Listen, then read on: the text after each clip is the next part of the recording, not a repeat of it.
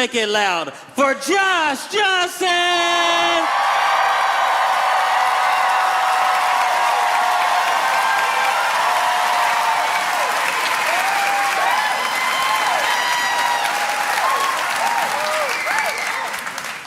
I don't know if y'all saw where Walmart had to issue a recall in several states because their Great Value, which is the name of the brand that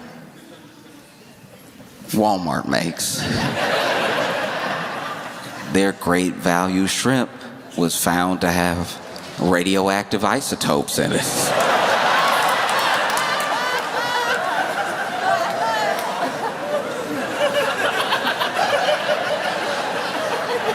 Whatever happened to like regular nasty? You know what I mean?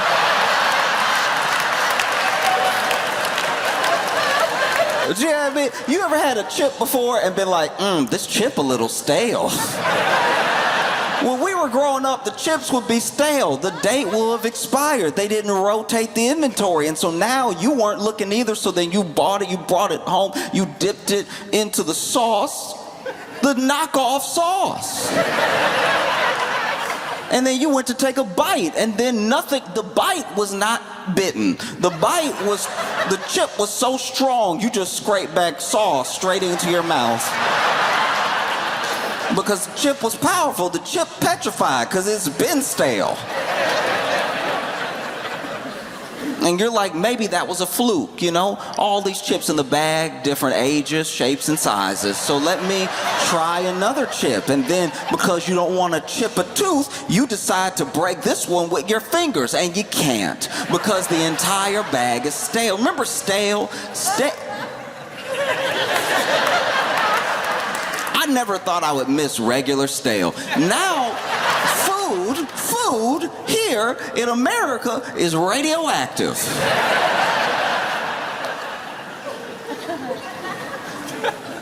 I'm not gonna act like I know why it's radioactive. I don't know why it's radioactive. But it's radioactive because they say it's radioactive. I'm not gonna blame it on the shrimp. What were we doing near the shrimp that was radioactive?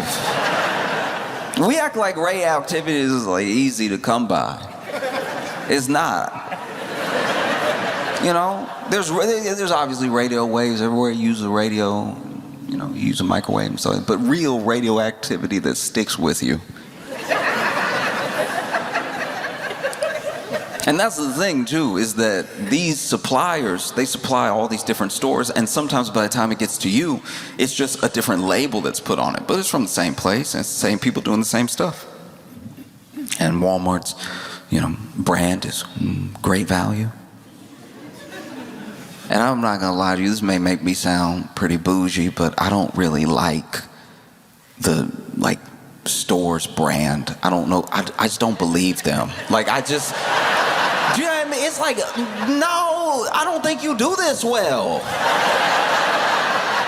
It's like when you go to a diner and it's like got 96 pages on the menu, but it's not a Cheesecake Factory. So you're like, nah, only one establishment so far has been able to pull off this many pages.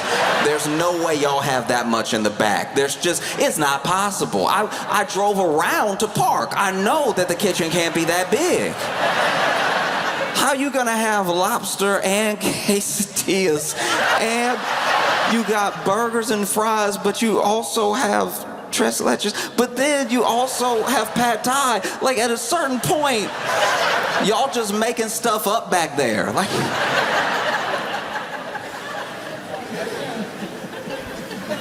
you got sticky rice, sushi rice, white rice, brown rice, mango sticky rice. Paella, either the chef back there is the most talented individual that has ever lived. Either something is going on right now and we're all a part of someone's YouTube prank show and Gordon Ramsay is back there just waiting for us to tear up our stomachs by ordering things that aren't even on the same page. When you go to a diner like that, by the way, stick to one page.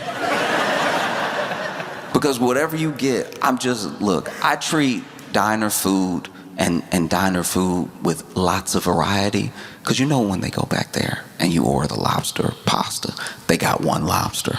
Like they about to have to scratch out that thing on the menu. But I feel like if you stick to one page, it's a lot like sticking to one type of alcohol. If you go full breakfast with it, you're gonna get a regular amount of sick.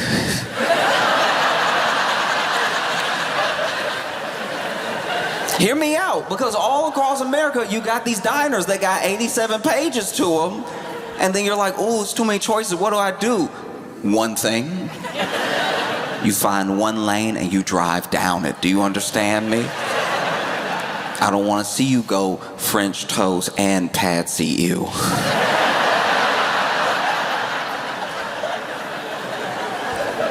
Y'all laughing, but people are out here wild. I went to a diner with some friends, one of these diners I'm telling you about, and it had, so on their menu, I'm not exaggerating, on their menu, they had 26 pages with pictures. Now the pictures were obviously stolen from online. They did not take any of these pictures. They hit Google Images and they printed it out and they put it next to the ... lobster pasta, right? And the other thing that, look, this is an aside thing. This actually has nothing to do with anything, but also on the menu, they had numbered everything. Like, they had numbered every order. Like, you know, like when you go to, like a restaurant and they'll have the traditional pronunciation of the dish and then they have the number. They did that, but everything was in English. And so you could just order 102 and a number 5 together. And it's like, that sounds like it'll tear up your stomach just as much. Just as much as saying, can I have the Tom Kha? Can I have the Tom Kha and the baby back ribs?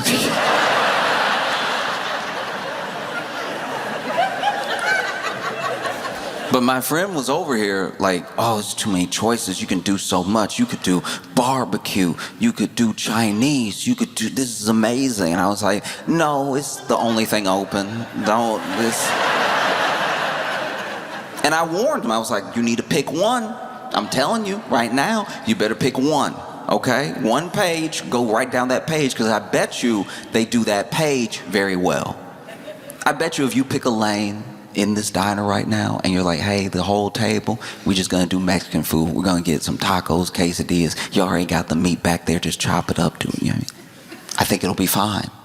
But if you start hitting them with the around the world special, which is what one of the pages was called, I think they're going to give you the food. I think you're going to enjoy it. I also think you're going to get an otherworldly type of sick. But no, he knew better. He didn't listen to me. This man got baby back ribs, spaghetti and meatballs, spaghetti and meatballs, and a matzo ball soup.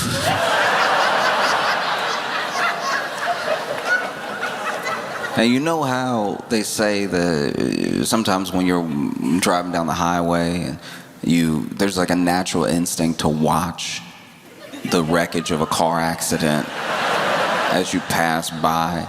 That was every plate they brought to him. I kept watching him this man was taking bites of baby back ribs and then sips of soup and everything. And I was like, I don't know how you feel like this is a good idea. I got 3 scrambled eggs.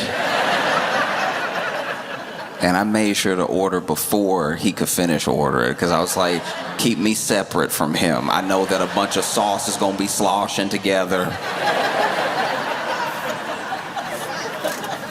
And sure enough, we leave, we get in the car, we drive for an hour. And then out of nowhere, we hear our friend who's driving go, ooh.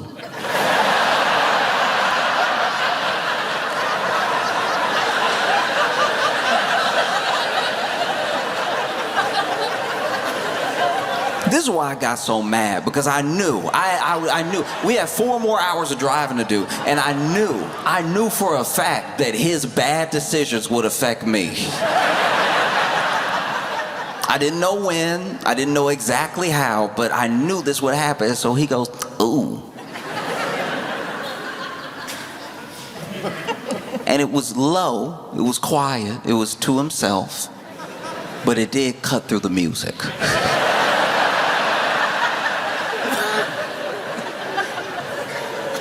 Go, oh,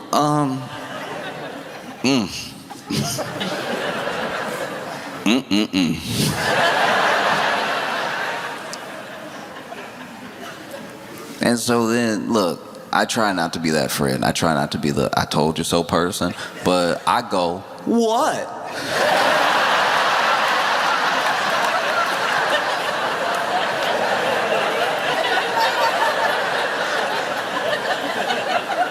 What is it? And he's like, oof,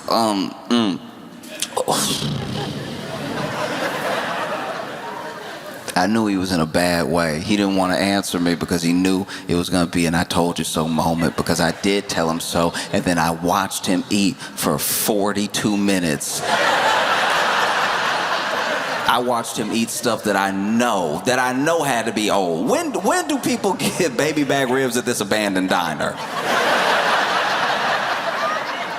I'm sure the cook in the back was like, what does he want?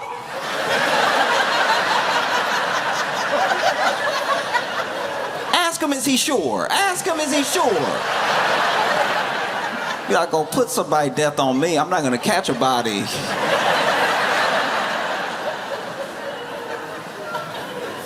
He's sitting there, ooh. And I'm like, what? And he doesn't want to answer me. But I knew he was hot. I knew this is how bad off he was. Any cuisine that you eat, anything that you eat, especially when you eat a lot of it, especially when it is good, when you got something authentic, or you just got something that was seasoned right, and you eat too much of it, it has a different impression on you. It always does. Different impression. You get some good barbecue, but you eat a little bit too much of it, you get those meat sweats. You don't even know what's happening. Meat sweats are the closest I think they're the closest it'll ever come to a hot flash, because they don't even know what's happening to their body. They're just like,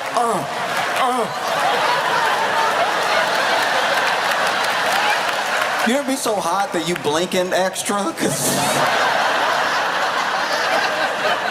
Like all the cool air is over there. If you could just see it clearly, it would cool you down. You ever get so hot you sweat in your own eye? Over here,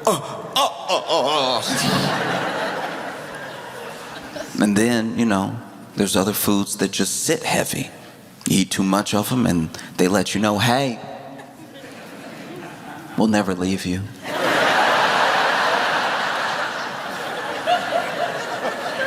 And then there's some foods that, because of the cuisine, there's a little bit extra spice in it, makes your throat a little hot, makes you burp, and just gives you a little heartburn if you overdo it.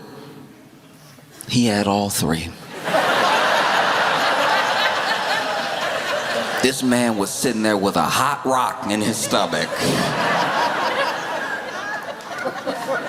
You know those stoves they put on people when they do the massage or they warm it up? He had 3 of those in his stomach, just holding it. Ooh, and I could tell this man started breathing heavy and everything. And when he brought the window down, I knew he was in trouble. I turned to our friends in the back. I was like, hey, somebody else gonna need a drive soon. Over here sweating hard, blinking hard.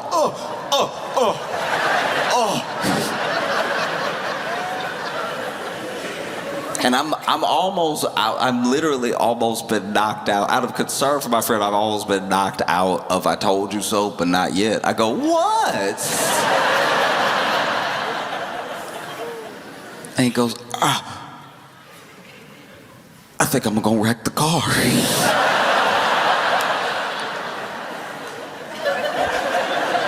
What an insane jump. He doesn't go, I need to stop, let me pull over, I don't feel so good. This man ate off so many menus, he's like, I'm gonna kill all of y'all.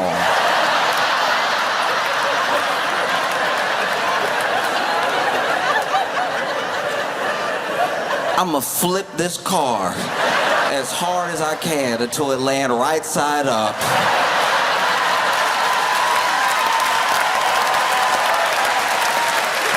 And everybody in it dead. And then this man did something that to this day I have not forgiven him for. You've had it happen to you. We've all, every one of us, fallen prey to an act that, while human, needs to be corrected. Corrected beyond measure. If violence were to break out after this action, I don't know if I could hold the party responsible.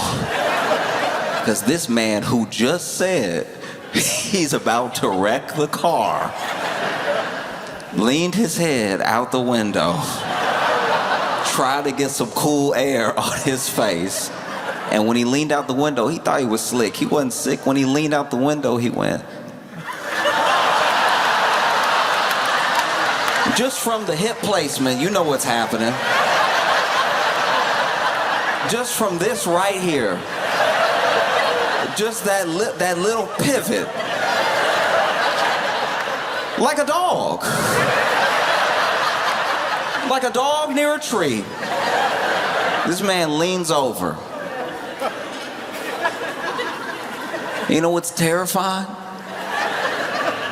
You know what shook me to my core? I heard nothing.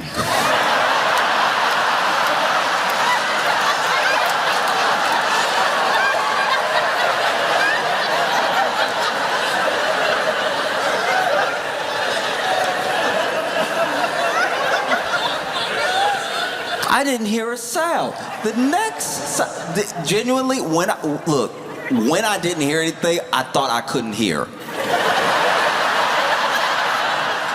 Literally, the way that this man cocked his hip, and then I heard nothing. Imagine if you saw a nuclear explosion, but then there was no boom after you. Like, I guess I'm already gone then? I must have died so fast I didn't notice. This must be how they make ghosts.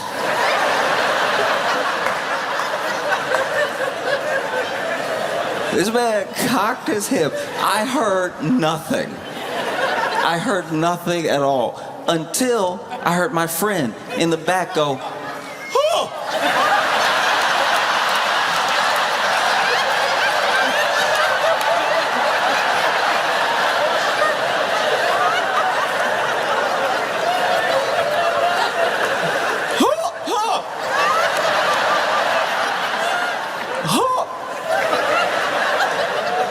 Look, I'm not gonna act like I know how,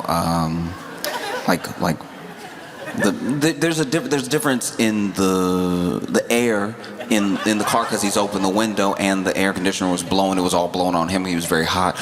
But I'm not gonna act like I understand why what happened went backwards first.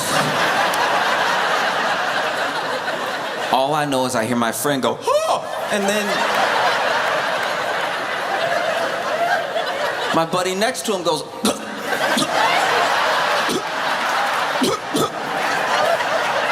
like when you begin to choke. You know, like, right before somebody need that Heimlich, before they're like,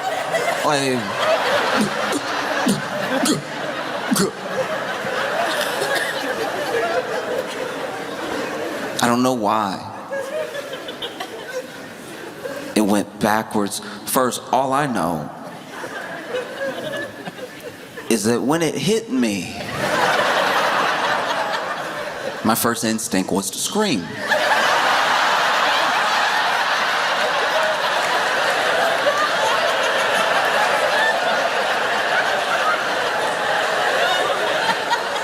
But I held back. I held back because screaming would open my mouth.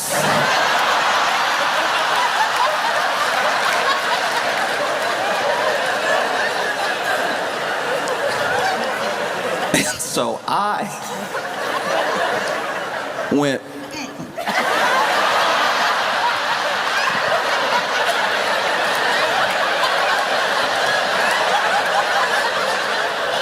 like a silent movie at a 1920s sanitarium. All right?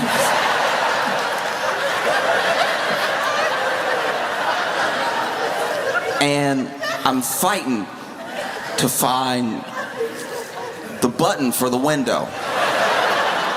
I can't find it because not only am I trying to lean away, I have closed my eyes because they started to burn. And so I'm palming the door and I'm like,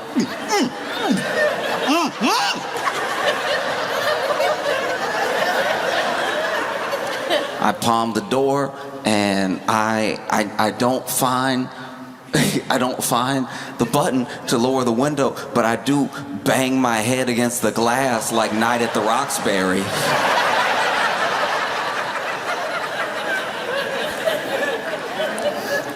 And finally I feel something, and out of desperation, I just flick it, and that opens the door.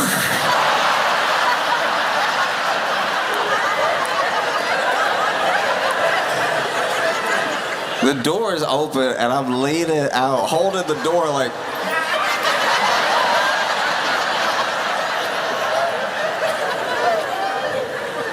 And I feel like, look, I'm wearing my seatbelt. You gotta wear your seatbelt, but I do feel like I've already fallen out of the car because the sound of my friend screaming is getting fainter. It started out, oh, and now is, oh.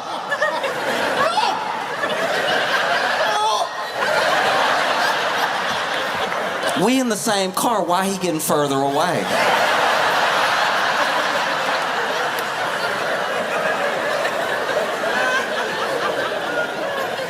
And then our friend driving both saved and ruined my life because he pulled me back.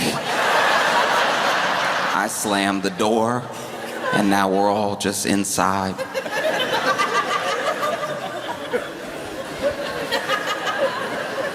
With him.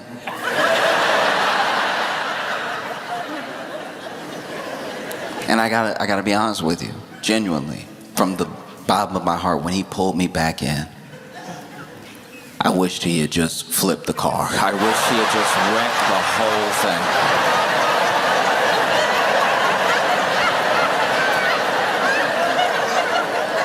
But yeah, it's just, you already do your best when it comes to food. You already eat what you think is healthy, you already try. And so when you got these programs that make sure that the food is good and you end up with great value radioactive shrimp.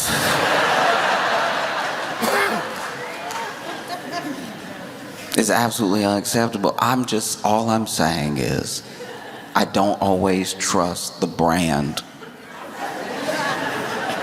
that the store has, because I'm like, y'all don't do this too. There's no way. I believe you do napkins, CVS. I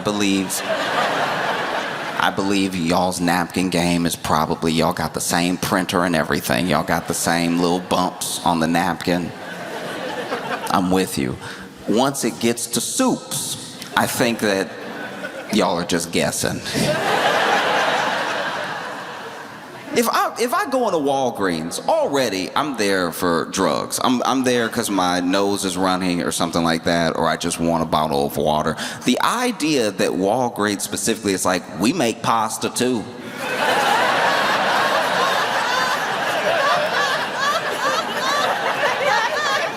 Do you though? Like, it's just... That's always been unsettling, that like a place that's not, like this is just me, maybe I'm being bougie, but I want my sauce to come from a place that's like, we make sauce. That's like our whole thing. We love, as ragu, we love making sauce. We don't like anything solid around. So then when you go to a store and you see next to the ragu is either your local store or this chain being like, we make sauce too, and it's just like that sauce. It's like, I know that it's cheaper, and I know I'm gonna buy it because it's cheaper, but I'm gonna think about how it's not ragu while I'm eating it. I used to work at a store that, this was an insane experience, but I worked at a store where we didn't know what would, like, we knew what we sold as a base, but then there would be deals that would come in, and I don't know who was doing these deals, like, out in the world, but then we'd get a whole shipment of stuff we had to try to sell until it was gone, hopefully. There's no way to run a business, but I remember there was one week we just got a whole shipment of fire extinguishers. And to be fair, a lot of people don't have a fire extinguisher, and a lot of people live in conditions where they should absolutely have a fire extinguisher. Sure, I'm with you there, right? But these fire extinguishers were the size of like a big gulp. You know what I mean? Like these were like mini fire extinguishers that I don't even think could put out a hot shower.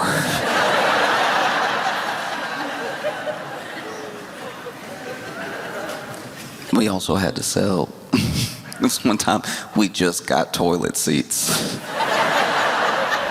And it occurred to me at one point, I was like, who shops here? Like sometimes I'd see customers in there and I'm like, you just know you need stuff and then you hope stuff is out there. Like, the idea that we got a shipment of toilet seats off of nothing, and then someone came in and was like, that's just what I did. It's like that, it does make you believe in like the law of attraction, I suppose, but like, doesn't seem like a great business model. One of the wildest things we sold at that store was was condoms. But they were like store brand condoms. Do you know how much you're taking your lives into your hands? We've established condoms. You don't need a great value condom. A great value condom is how you end up with another great value customer.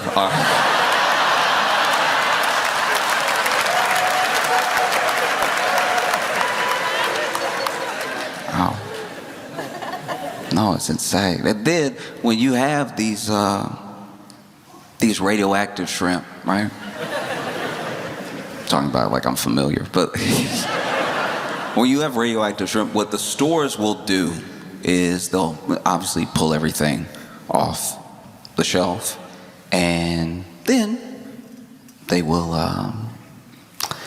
go ahead and put up a note, usually on the cash register. That way, they've already pulled their inventory, but if anybody bought some last week, yesterday, whatever, they could read that. It helps spread the word, you know?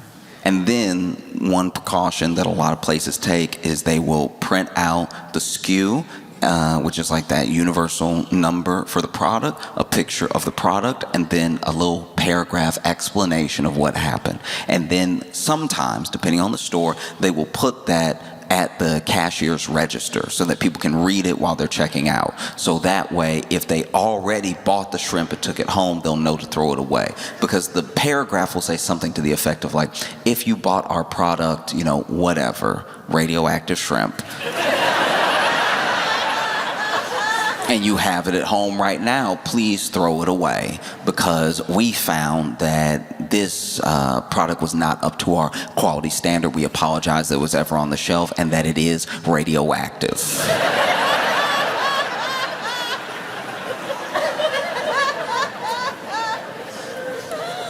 Thank you for your attention to this matter, and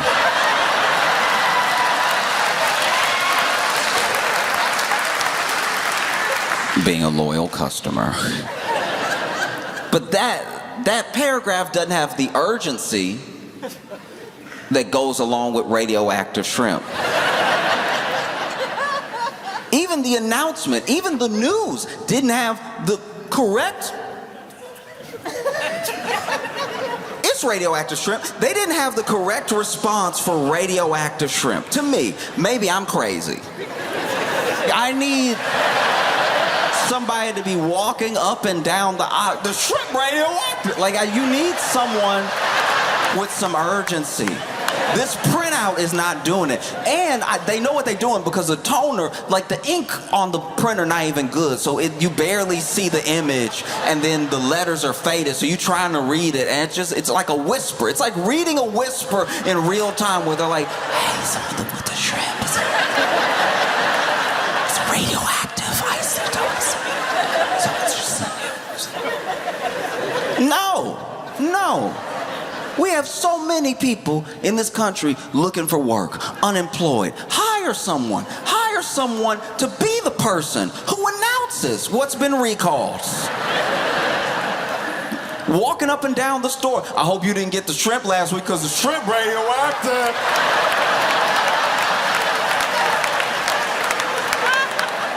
You can hear that shrimp. That shrimp go.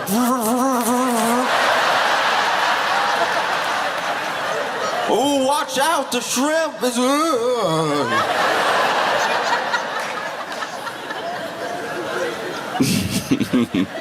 I had one. I ate one just to make sure, and one of my eyes turned blue.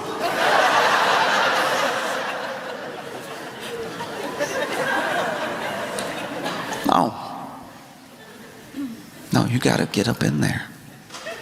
You gotta do something more than just a printout that I'm probably not gonna see, because admittedly, I'm looking at the Skittles.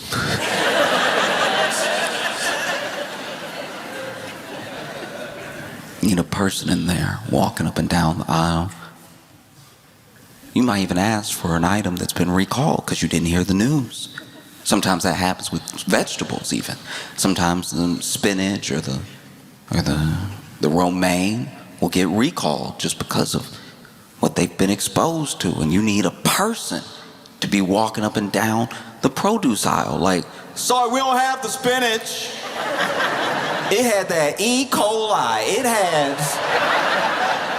What's the E for? He had E. coli all over him, so we had to send him back. Perhaps you'll enjoy some arugula.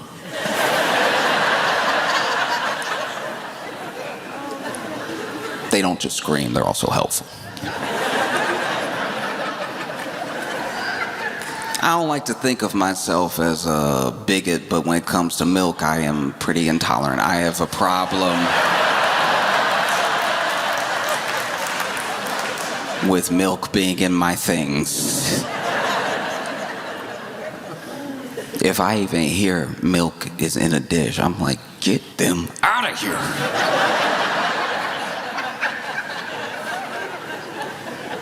Sometimes there'll be milk and stuff that milk isn't normally in, and that's when I sound bad. I'm like, they not even supposed to be here. They as in the cultures in the milk.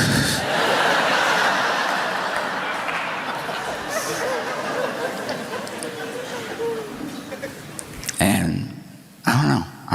I've been watching this thing happen. They say that they're going to make America healthy again, but then they're like, oh, but you could just do a bunch of wild stuff you weren't doing before that definitely runs the risk of making you sick. There are people that are like, I want to drink my raw milk. Why can't I drink my raw milk? And it's like, okay. If just you drink the milk, I think that's fine. Genuinely, if somebody wants to drink raw milk and they're drinking raw milk and they're like, dude, this is what I want, like that to me is not bad. That to me is how it should be. You want the raw milk, you drink that.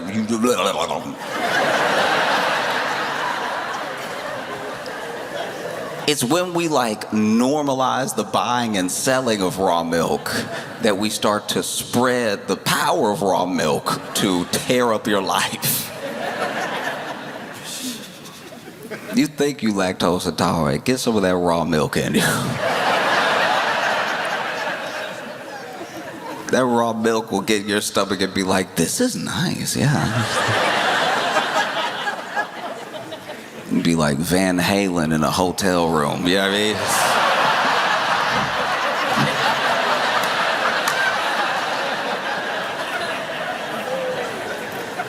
Now you sitting there. Everybody told you not to drink the raw milk. They told you couldn't handle it. You're like, I'm going to handle it. Natural is the best way. I'm going to have my raw milk. And then 30 minutes later, oh.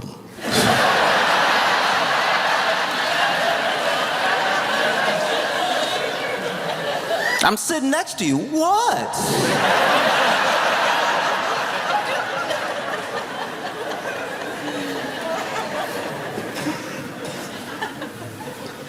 But truly, I think we don't put ourselves enough in the position of what it's like to take one of those products home that's been recalled, and maybe you don't watch the news, maybe you didn't get the notification on your phone, maybe you're trying to unplug because most news is pretty bad and the notifications on your phone keep you on your phone, which is not a happy place because of how you use your phone and how the systems on your phone affect you, how the platforms, whether it's social or it's just the way that you lose attention to anything that you're doing for the phone. And so you try to disconnect, and then you go to Walmart again and you don't happen to see the printed out paper that is very, very faint.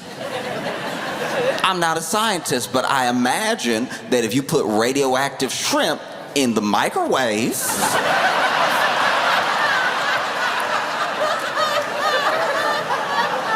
you about to turn your kitchen into a science experiment. You over there cooking the shrimp in the microwave, just looking at the door. Anytime, I don't know what it is about us, but and then maybe I'm the only one that's experienced this, but I've known 3 different microwaves to catch on fire. And in all 3 scenarios, the person who owned that microwave, who was making something, was looking through the door like,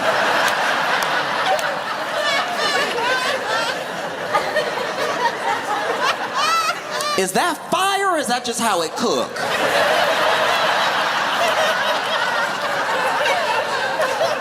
Yes, all 3 were dudes, yes. And so,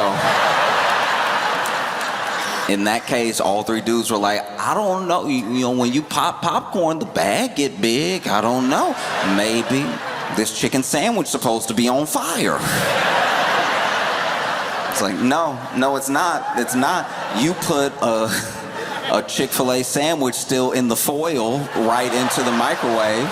And so, yes, your sandwich is on fire, but that's not part of the process. You should probably open the door, put that out. Use the tongs. Don't use your hand. You know what I mean? And so now you microwaved your shrimp. You're staring at the door.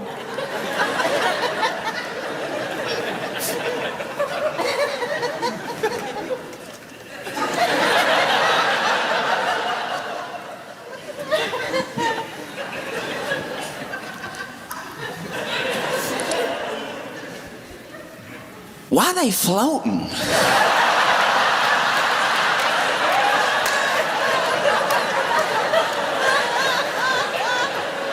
Look, I don't know anything about radioactive shrimp, but I imagine a radioactive shrimp at least has the possibility of waking up.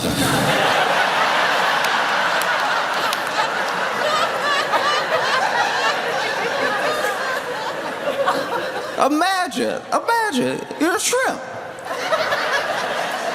You go on about your business, minding your own business, and then you get caught by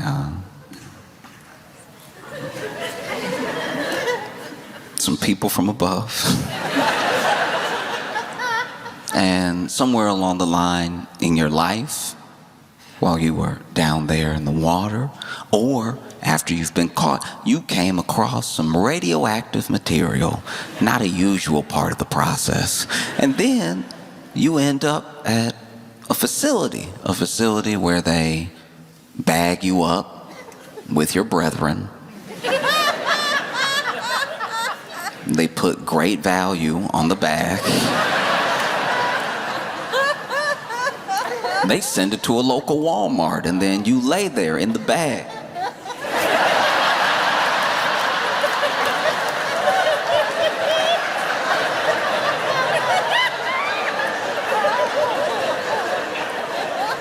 Somebody grabs the bag, somebody scans the bag, somebody bags the bag. They take you home. They open the bag into a bowl. They wash you off real quick like that's gonna do something. Everything wrong with you is on the inside.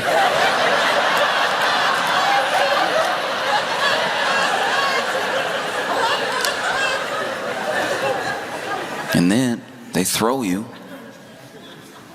in the microwave because they can't cook.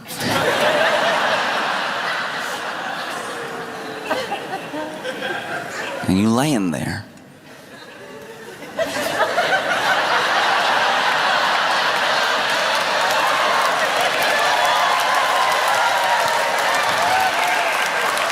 And then someone hits 3 minutes, which is too long.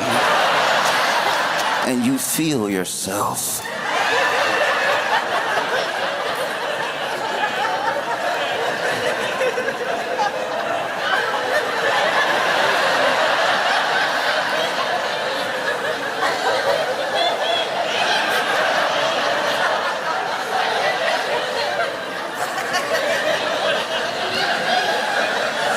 You open your eyes and you see a big old face.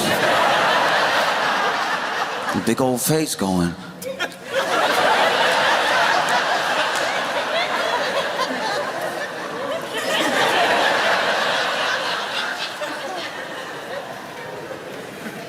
Is this supposed to be floating?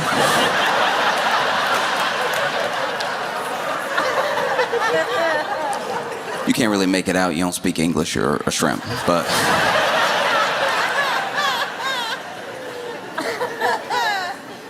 someone finally has the wherewithal to press the open button on the microwave, and you fall back, and then you stand up. You stand up and walk out of the bowl. Nobody stops you. They're too busy running around screaming and praying.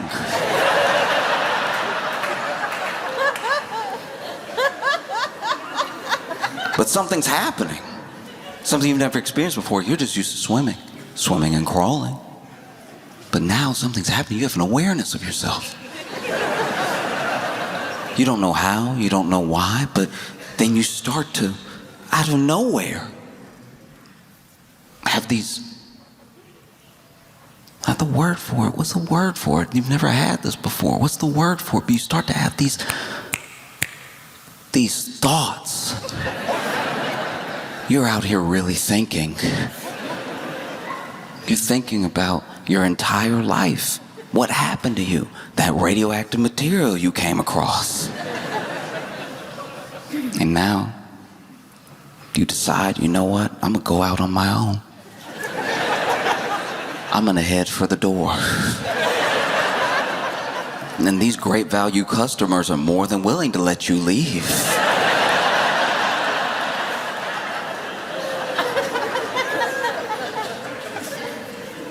And you go out into the world. You start to see, hear everything. You might even have some awareness of things that you haven't even come in contact with. Maybe it's super hearing, maybe it's telekinesis, who knows?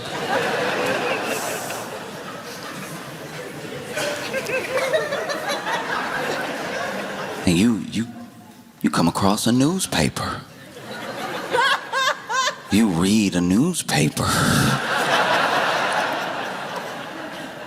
And you're terrified. Because with only having, an hour's worth of knowledge and understanding, you can tell that things are bad.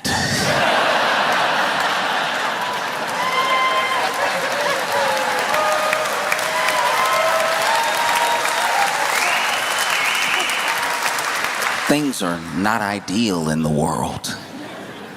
You don't know what to do about it exactly, but you end up reading an article that's of a lot of importance to you because it's about you. It's about how there are radioactive shrimp at Walmart, and you're like, that's me. What should we do about this? I know what I'll do. I'll go to Washington. Because this little bit of life that I've been given, it's important that I use it for a purpose. It's important that I do something with it. The whole purpose of life is to not just be a witness, but be a connection to another life. And so I want to connect to all these lives I'm coming in contact with. You know, I got to dodge a lot of feet to get there, but it's okay.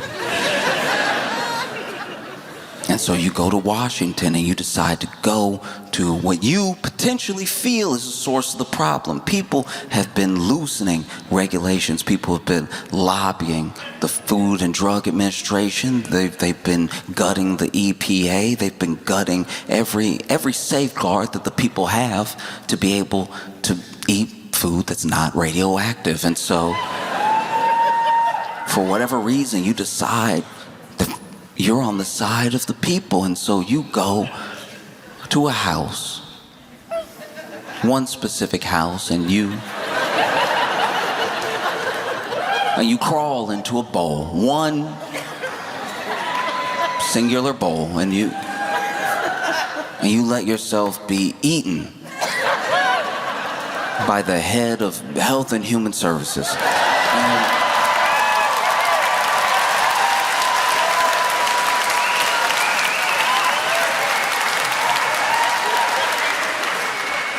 And let's be clear, he notices you glowing, but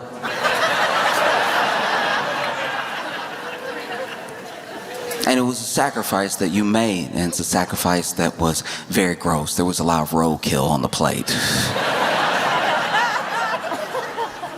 Then you climbed onto a bed of rice in the bowl, and then, you get slurped down, and now you're down there in RFK Jr.'s stomach. And you're surrounded by something. You don't know what it is, but after a while, because of all of this knowledge you've absorbed over your short lifetime, you realize, oh, raw milk. Ugh.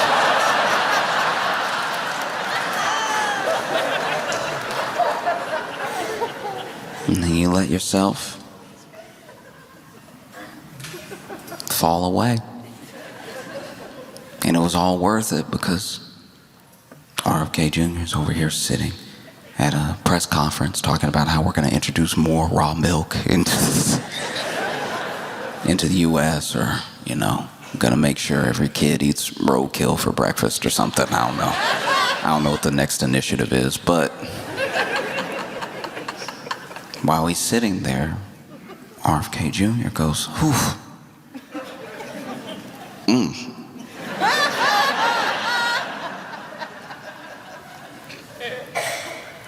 Yo, my stomach hurts. It was the best you could do.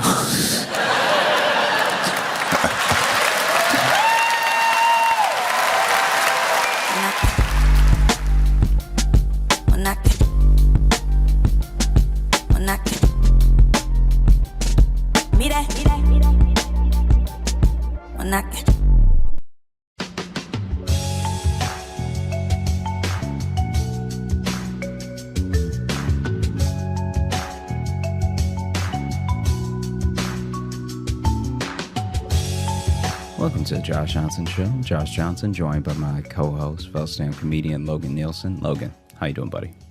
I'm doing all right, man. How are you? I'm good. I've had to go to the doctor a ton recently. Like a ton? Yeah, like a lot. Is it still for your injured boobie? It's been my chest. It's been a couple of things, and it just has reminded me about other times and made me think about other times I've been to the doctor. Oh God, we've never really talked about this, and I'm sure you have experiences that are going to baffle me. Yeah, Make but me these shake my these head. like won't be my fault though. These are because I show up in a doctor's office to be doctored. Like I don't Right, yeah. I don't have any control over what happens One next. doctor, please. Yeah. Yeah. So I was even telling some friends today about how at my old doctor's office. Yo, this place was not good. Okay. So the doctor was good. I had a good Yeah. doctor. I'm Okay. not gonna sit here and act like I am a good doctor. The staff at the office made it feel like by the time he got to me, I wasn't at the doctor. Does that make sense? Like You're more at a DMV than a doctor's office. This doctor's office that I went to, okay. So when I was in Chicago, right? Yeah. I'd go to the doctor a couple times. One time I had strep throat. Like it would be stuff that was like not too serious, but still you should go to the doctor, right? You gotta get some meds. Strep throat. Yeah. You'll live. You need some antibiotics. Yeah. And so I remember, I was like insanely sick with strep. That was the worst strep I've ever had. And luckily, my mom also came to Chicago at the time and was like nursing me back to health. Aw. But when I went to the doctor, okay, first of all, I get there because I don't know how to pick a doctor. I'm not out here like knowing what doctor's good or if. And then it was at a time where I had good insurance but not great insurance. So then my insurance didn't cover a bunch of people, and it was just it was wild. So I find a doctor that's like within my network or whatever is going to be pretty cheap with the copay. Mm-hmm. I roll up to that doctor, and first of all, from the outside, the place did not scream health.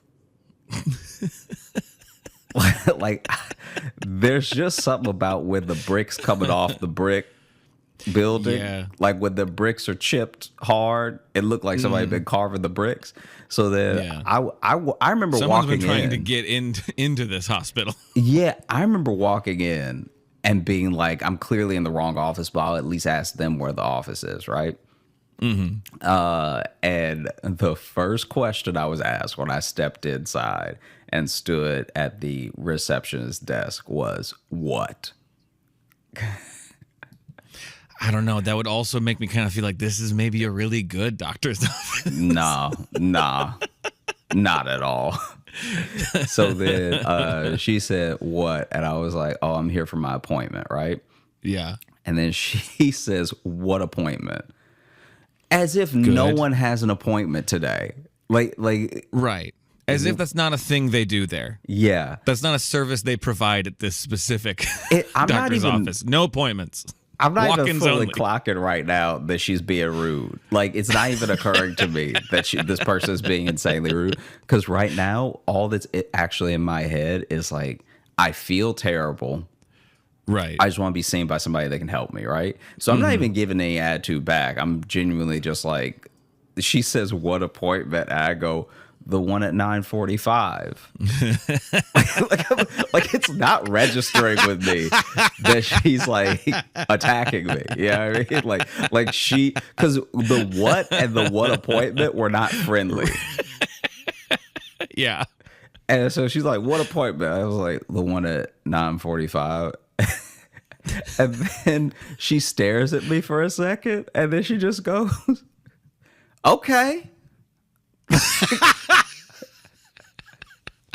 I don't know. I kind of love her. She's kind of my favorite. And so then I'm standing there. I'm like, so am I supposed to fill anything out? Or like, she said, yes. It was like, this is insane. Dude, this is a horrible experience. I hope she's never at anybody's deathbed, because that would be truly tragic. Am I dying? Yes. And then you bring the filled form back up, and she's like, "You're still here? Yeah.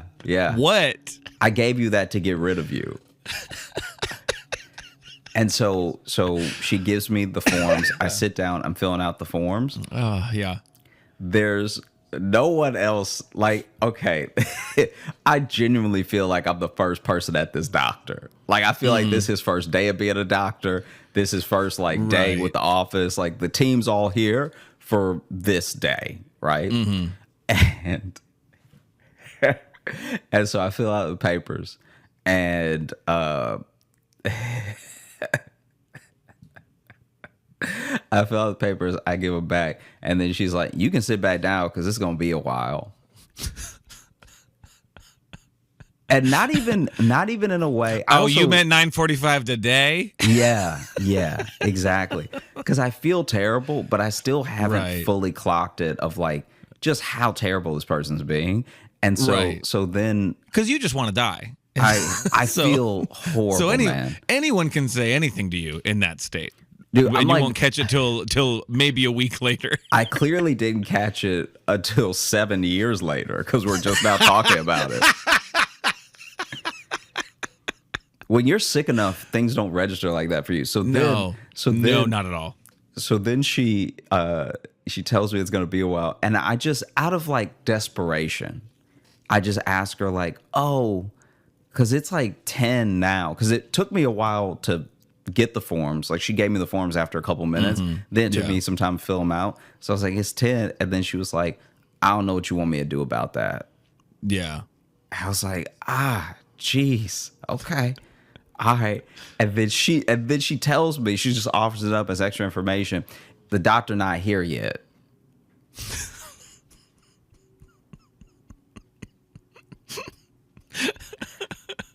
and so I just go sit down, and I've got my hands. He got in a my red eye head. back from Vegas. He's not here yet. Dude. I have my hands in my head because I'm genuinely like I'm really scared I'm Yeah. gonna die. Right. Well, because you probably got a fever. If you got strep, usually that comes with it. So you're probably just sitting there, probably looking like you're dying. Dude, And this is still the attitude that she's giving you. I am like, I look like I make juice right out of my own skin. I'm sweating so much. It's like I That is am a sentence wet. I don't know what to do with. I don't know what to do with the sentence, I look like I make juice. I look like I make juice out of my own sweat, and it is ripe season. Okay, dude, I'm pouring sweat. I've never been wetter in my life, right? Like You got streams shooting off you like a character crying in an anime. you could slide me up and down a sidewalk. I have so much sweat. And so I'm just sitting there feeling like horrible. I've got my head in my hands. I'm like kind of ready to cry, but not. I'm not there, right? And then this guy busts through the doors, like just bust in. Yeah. This dude busts in, runs past reception, everything, and it was like startling the way that he ran in. And in my head, I was like, I kind of hope that's not the doctor because he also had a trench coat on, and the trench coat what's the difference between a trench coat and a duster? I guess I'm not entirely sure. That's a good question. Okay, basically, whatever he had made it look like he had a whole coat behind him that was when he was running. So it basically just looked like he had a cape. But this dude busts through the doors, runs to the back of the office, and so I'm sitting there for maybe had to be like 10 more minutes. And then another nurse comes in, right? Into the waiting room, and she's like, the doctor will see you now. And I go with her. She's like, come with me. And I go to the room. There's no doctor in the room, right? Right. It's just, I understand the lingo though of like the doctor will see you now, see you soon sort of thing. But then my tech that's like doing all of the vitals and like checks the blood pressure, everything. Right. This dude is sick. This dude is sick. All right. I'm feeling terrible. This dude is dying. All right. This man's sick. Because then I get in there, right? And so my man is like sitting there typing, Okay. And he's typing at the keyboard, just like typing away, which anytime they're not asking me anything and I gave them the form and they're still typing, I don't know what that could be for. Because this is my first time at this doctor. So maybe Right. he's starting a file for me, whatever, right? But as he's typing, every time he talks, this man can't stop coughing, right? Oh, God. And this dude coughing hard. Like he coughing from the bottom of his belly, okay? From the diaphragm.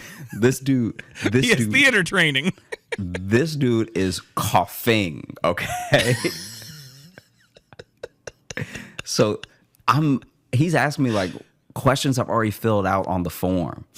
Yeah. Which I'm trying to not get upset because sometimes that happens and it's so aggravating. Because why did I fill out this form for like 7 pages of this thing as a new patient? And so, he's asking me my birth date again, stuff like that. And some of it he's just confirming. So he must be typing it in. Right. And so he's like, birthday, 3/6. Oh! Like the coughs are so long. This dude coughing forever. And then and to the point where I ask him, I'm like, hey, are you all right? Do you need me to get you something? Yeah, like are you okay? Because I understand there must be such a dilemma with calling in sick when you work at a doctor's office. When you work at sick? Yeah, When you work you're at sick and you're like, you work at sick. I'm too sick to be at sick today. Oh, really? Oh, did you get sick from working where the sick lives? Oh, Yeah. okay. Oh, sure. Take the day. So then I can understand my man's inclination to have to come in Right. Yeah. because it's like, what are you gonna do? Yeah, exactly. And so he's coughing hard and like it honestly, the first time I ever thought about droplets was not COVID. The first time I thought about droplets was this moment. Because this man just infected the whole keyboard that he's on. Because he's coughing so quickly, he's not covering his mouth. Okay. So my man is just like, good. That's a quality you want in a healthcare provider. He's like, so your weight is 100 and Oh no, God, just take me. like the coughs are punches to his stomach. That's what it sounds like. And then he finally has one coughing fit that lasts for a while. like it was to the point where I was like, do I really need to be in here for this? Because he turned his head to cough and did not stop coughing for what it had to be like 2 full minutes. And 2 minutes is not a long time, but when you're coughing, like I thought this dude was dying in front of me. If it's coughing, 2 minutes is a day. Yeah. Like that's a long time. That's a long time to have no control of your body. And so then this dude rolls up way too close to me and is like, let me get your blood pressure.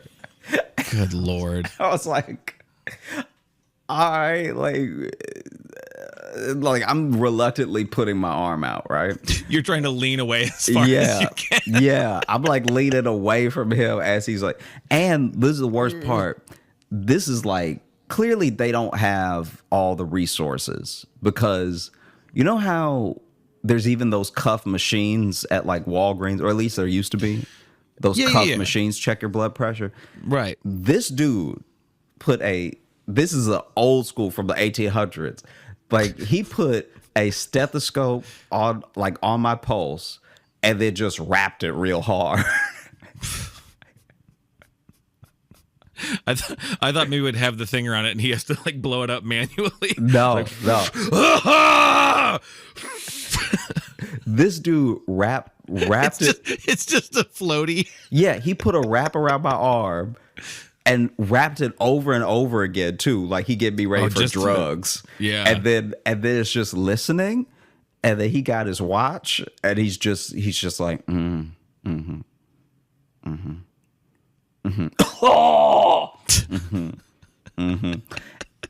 And then then this is the thing that I didn't like that they did. He goes,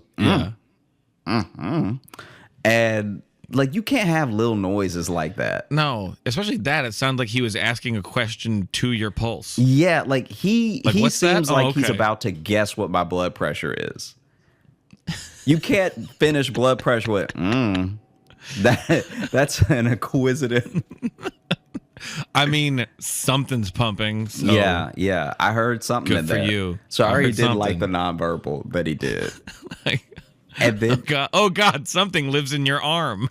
And then this dude, and this is the wild thing as well. He started to do some stuff that just seems like the doctor should be doing it, right? So sometimes I don't know what the official name is. If it's a tech, I think it's a tech that can take the blood pressure and like fill out the form to get ready for the doctor and stuff. So the doctor Yeah, I think can it depends. There's techs, there's physicians, assistants. I'm not really. Yeah, I'm not sure what this dude was. Besides, I live with a nurse, and she's explained these things to me. I don't remember. I don't remember whose job is what. So yeah. Okay, so then all I know is everything she tells me about her day sounds gross. So then this dude and this is ever since I was little, the doctor did this, but hey, it's this doctor's office. I guess he can rule it how he wants. Right, yeah. But then this guy, after he gets done with my blood pressure, grabs a popsicle stick and is like, say ah. And I'm like, this man gonna cough in my mouth. Like I'm not doing it. Like y'all go ahead and kill me. Cause clearly you gonna get me one way or the other. Like yeah. Like this dude literally said, say and so I'm like, I'm good. Let me I'll wait. Yeah. I literally told him, I was like, I'll wait. And he's like, what? I was like, no, I'll wait. I'll get you next week with the Yeah, I'll wait for the next. I'll wait for the other dude to come through and I'll do the for him. I'll literally do it for anyone else. Yeah, I don't just for anybody. All right. Go get another person in the waiting room. I don't care. Yeah. Just, I know you. I'm not gonna do it for you. And so then he's like, oh, okay. Like he's clearly like this has never happened to me before, sort of thing. Like he just like shakes off and he's like, well, can I take your temperature at least? I was like, yeah, it's fine. And then takes my temperature. Clearly, I have a fever because I look like fever. Like there's no way I didn't have a fever. If I didn't have a fever, I'd be like, oh, okay, well then I am Aquaman because no one that doesn't have a fever and a t-shirt on should be sweating this much. Right? Yeah. It was the first time I've ever sweat like from my forearm. Oh yeah. Like I didn't have sweat running down my arm. I was sweating out of each piece of arm. It's like remember in the first X-Men movie when that one senator just like dissolves into water? Yeah. That's what's happening to you. And so how's that for a fucking reference, huh? I get my temperature taken. Of course, I have a fever, but apparently my fever, I don't remember what it was, but apparently it was so high that he took it out. Because also as well as old school thermometers as well. So okay. So then my man takes it out, looks at it, and goes, uh-oh. And then just shakes it while he looking at me. After he said, uh-oh. Oh, you dead, all right? What? I love that you found This a dude was doctor's rude. office. You found a doctor's office where not a single person who works there has bedside manner. Like not crazy. a single one.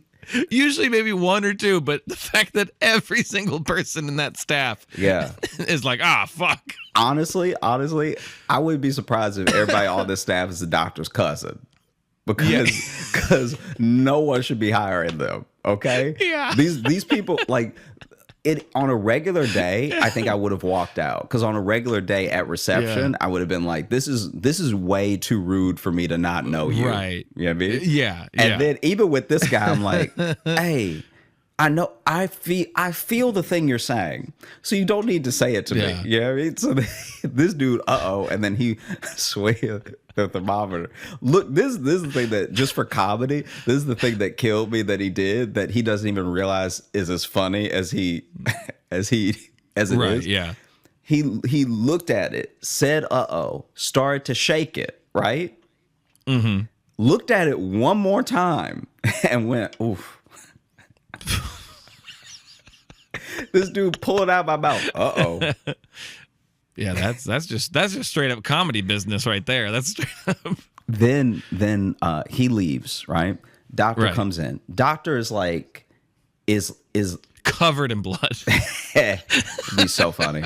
Doctor, like I thought. He runs an out of breath sleeve torn. That doctor, like I thought, runs in, was the guy in the trench coat, okay? Right. And then he immediately walks down and sits at his desk, which is where the tech was like, in my head, I'm like, do I warn him that he about to get infected? Because, like, that dude coughed all over this stuff. Yeah. We start talking, and he's like, tell me how you're feeling and everything.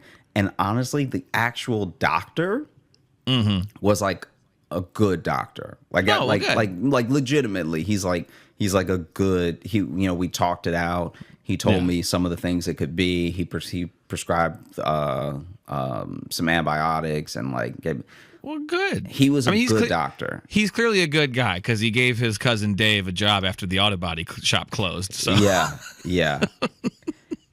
And it's as I'm walking out that I go back to the reception desk. I'm like, so because also you have to remember, I'm in Chicago. I'm very young at the time, and I've only been to the doctor a couple times without my parents, Right. Yeah. Like I don't think in all the time I was in college, I went to the college nurse a couple times. But I don't think I ever went to a doctor the entire 4 years that I was in college. I could be wrong, but I don't remember going to a doctor. So outside of being in high school and being like at the doctor with my mom when my mom would set my checkup, and then being in college where you could go to the college nurse. Right. But like I would also, you're so young when you're in college too, you just let stuff roll off of you. Yeah. Or, into your 30s too. Sure. And I've been to the doctor probably a shockingly low number of times. yeah, like I realized in that moment as I'm walking out that this is like, because basically the doctor was like, she'll sort you out at reception when it comes to the prescription and all stuff like that, right? Yeah. Like where to pick it up, I mean. So then I get up to the front desk and I'm realizing that this is one of, if not the first times that I'm settling all this on my own at the tail end of it, Yeah. And so I walk up and I think I have my insurance card with me. I was like super prepared because I just didn't know what would happen if you weren't. Like I didn't know if they would like, like You when brought you your passport. like like when you can't, that old trope from sitcoms where you can't pay for dinner, so they make you wash dishes in the back. Yeah. A part of me was like, if you don't have your insurance card, maybe they just take the health back that they Shit. gave you. Maybe that's how those people ended up working there. Yeah, they ain't bring They're their mad. insurance card. They had no interest in going into medicine. Hey, we're gonna need you to check some tongues if you don't have your money. All right. Yeah, he had come in that morning because he was very sick but couldn't pay his bill. Yeah. And they're like, all right, you're handling the next guy then. Yeah. That's what's happening. And so then I'm going up to the desk again, and the woman is not happy to see me.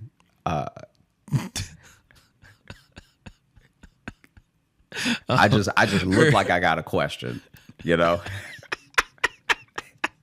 She's immediately upset. Here you come with your face again. And so basically I walk up and I'm like, so is there like what do I owe you, sort of thing. I'm trying to be like jolly about it still, because I find that even with rude people, you win them over eventually if you just don't break. Yeah. If you stand firm in being cordial, Yeah. Eventually, they'll usually they're at like, least there's they'll a soften at least. yeah, there's a tenseness that you can see lift Yeah. off with a lot of people. That's not everybody. Some people Yeah. are evil. Some people are evil, and they won't necessarily be like nice, but they'll be less mad at you. Yeah. And so then I asked, like, what do I owe you? And she was like, I don't know.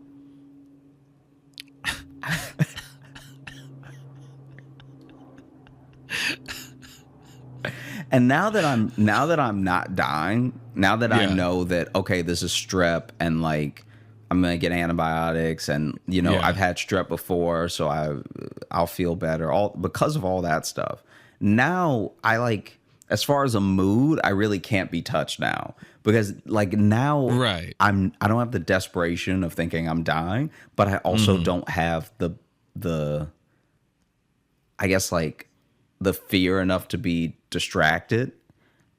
Yeah, And so- you dodged your mouth getting coughed in, so you're feeling good. You're now feeling like the day's coming up, Joshy. I'm actually optimistic now. So now she really can't touch me. And I was Yeah. like, oh, well, if you don't know, maybe it's all the house.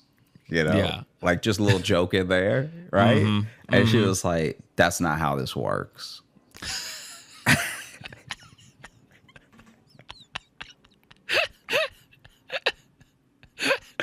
It gets to a point where you just want to be like, ma'am, what is your job here? Yeah. Why Yeah. why are you here at all? Ma'am, you should just fight the next person you see, because Yeah. it would be way quicker than what we're doing right now. Yeah. Everyone would know the deal at least. Yeah.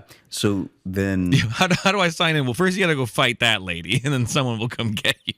So then she looks up the closest pharmacy next to me, make sure that that's where I can pick up my prescription. And she's like, we'll have to let you know about the bill and everything. You got to check with your insurance. This is like a thing that I found funny. I don't even know if they're like allowed to ask this, but this is like her last thing as I'm walking out, right? Like this is like her last jab, okay? Is like, I was telling her, oh, this is where I live, so this is the pharmacy closest to me and everything. She's like, okay, I'll send it there. And then I was like, so for the bill, and she's like, we're gonna have to check with your insurance, okay? Do you have good insurance? And then I said that I was like, oh, I don't know. And then she was like, well, if you don't know. I was like, okay, wow. Was this like an ex-girlfriend of yours and you didn't recognize her? Like, It was crazy, man. It was like, she's like so mad at you. it was one of those things where I was almost like, I hope she doesn't have the power, and I don't think she does, but I hope she doesn't have the power to poison my drugs. Like, Right. But yeah, no, it was a busted. And then also the waiting room in this doctor's office had too many lights out.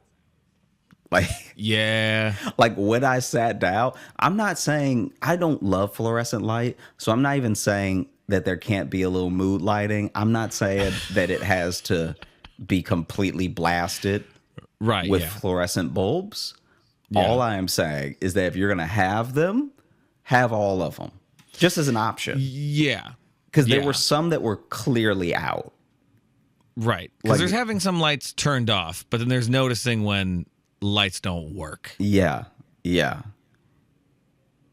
if no one's got the time to change a bulb, Yeah. they're going to be pretty willy-nilly with that needle. Jeez. Just saying. Yeah. Just saying. Oh, no, but it was terrible. Luckily I healed up. That's good. Yeah. That's good. I mean, the emotional scars never healed, but the strep went away. Yeah, the strep went away. but the receptionist left a mark on your insides. I did actually forget about them for a long time, so I guess it did kind of heal. I forgot it happened, but yeah. No, I've been going to the doctor a lot. Yeah. So I'm just over here doing my best, trying to stay healthy and everything. Right. Yeah. What do you, I mean, not to get into your medical history, but like how often you go into the doctor? You just there quite a bit? I mean, I haven't even been keeping track, but I feel like at least I could be wrong about this because LA broke it up quite a bit because I didn't obviously go to the doctor when I was in that's LA. true. That's true. Yeah. But before I went to LA, and since I've been back from LA, which has not been long, I think I've been.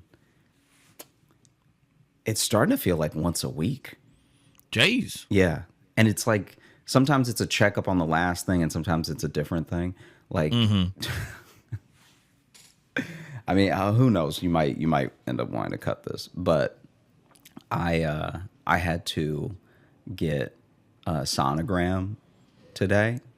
Okay. And so the sonogram was just to make absolutely positively sure that my balls are normal.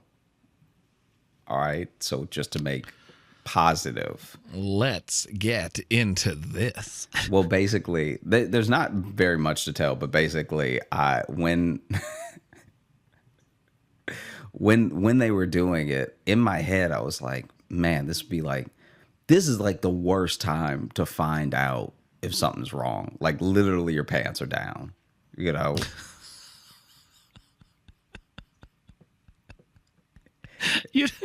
You'd hope they'd let you get yourself right before they drop the bomb. Yeah. And I'm like, they're just going to look down at your balls and be like, yeah, those are busted.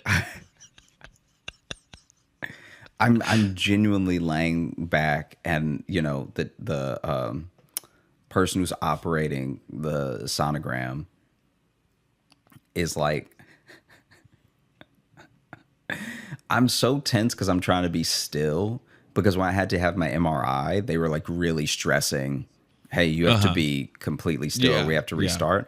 And I didn't know if the sonogram was the same. So I'm trying to like be so still that I'm tense in the face. Like I can feel my face tensing up because I'm like, don't move, you idiot. Like just be still. Don't wiggle your balls. And it's to the point where I'm like so tense that the person stops and they're like, Are you okay? Like, are you all right? Because are you in pain? Because your whole face is clenched. And I was like, oh yeah, I'm good. I'm all right. I was just like trying to be still for you and everything. I'm trying to help you. And she was like, you don't have to be that still. Like it's fine. Like I moved the thing. So, you know, the first half of it, I'm just like, it's like for basically the first half of the entire thing, I was like rigid still, just clenched up. And then I relaxed a bit. And you know, I don't know if I guess they take pictures as they go. Okay. For the sonogram, because it seemed like there was typing while the tool was moving or whatever. And then I'm like so in my head the entire time. Because when I walked in, I was like, there's nothing wrong with me. But then when you're getting a test done, you start to think, what if something's wrong with me? Absolutely. When a test is being done, you can convince yourself you have anything. Yeah. Because if you're going to find out, that's when. And so you're having the test done. Yeah, I'm also just like, I'm once again getting really in my head, going every which way with it.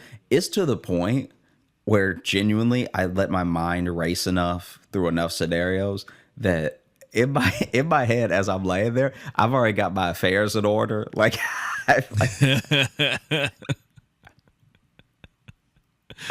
I'm like thinking about my funeral, like just like, oh man, I think a lot of people wouldn't make it because like who does destination funerals, you know? Hey, I'd fly out, man. You know, but then also it's like I am gonna say it's a show though. So, I mean, I'm gonna need you to put in the will that I do a eulogy so I can say it's work and I can write off the flight. Yeah. But these are the things I was thinking about because in my head I was like, all right, look, I'm not actually from New York, so I don't think I want to be buried here. If I'm buried, then I don't think like I would maybe want Chicago, but I'd be taking up space, and there are people who were like born in Chicago. I don't want to take that from them, but then it would have to be like a Louisiana funeral, which is then like who's gonna fly to my hometown where the airport is only taking in like 4 flights a day, and then you have to make at least one connection, if not 2, to get there, all for a funeral of a guy that was like nice, but like I don't know, and then. Wow, really middling review for yourself there. Well, no, I just mean like when you think of a big funeral, you have to have impacted lots of people's lives in a way that's or just be from a big dumb Catholic family like me. I guess so, but like I'll pull in numbers. You have to have impacted for sure. Yeah. So many people that you. What's the best way to put this? It's like even if you impacted like 10,000 people, all 10,000 aren't coming, right? Because there's a flight involved and because of the day of the week. So I'm like, am I gonna be that guy? Am I gonna have a weekend funeral? Am I gonna mess up people's weekend, or should I just have a Monday funeral? Because this is the thing: if you have a Monday funeral, people already sad it's Monday. Yeah. So let's just get it and you. Yeah. In the same. But then I was like, I don't want to make a Monday worse. So what if I did a Tuesday? Because now, somebody had to go in Monday, but now they might get a whole day off coming to see me. Right. So I'm doing a last solid for the people that love me. Yeah. And honestly, by the time I'm like midways deep into this scenario of like what I'll do, and like I gotta make sure that everybody's taken care of and everything. By the time I do that stuff, the tech is once again like, are you in pain? Because you're making faces again. And I realized I was like making faces for every scenario of like, it can't be a like I'm like I'm squinting, like I can't get buried in Louisiana. Hey man, you good? You look like you're planning your own funeral. Yeah. Yeah.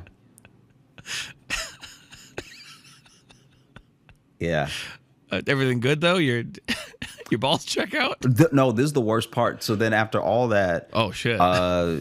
She gets done and she's like, okay, like you just have to really check your nonverbals when you work in medicine, because I don't know if these okays are like what she's looking at on the screen or just her day because it's early. Like that's like it's her job too. Yeah. So if you're at your job, you're a little more like, okay, let's look. Yeah. And so then I'm like, she's like, you're good to go. And I put my clothes back on and everything, and I was like, should I throw this? Because they give you a whole setup for it, and I was like, should I throw this away? And she's like, no, you're good to go. And then she goes and sits back down at the computer that she was on for the sonogram, and then she's like just typing away, and I grabbed the door handle, and as I'm about to walk out, I'm like, hey, I was just wondering, because I was here the whole time and everything, do I look like normal, or like is anything bad or anything? And she was like, I really can't comment. I'm not the radiologist. So. Yeah. And I was like, fair enough. So to answer your question, I still don't know yet. Oh, okay. Yeah. So hopefully this won't be some sad foreshadowing. No. I think I'm all right. That would be wild to get a sorry about your balls, King.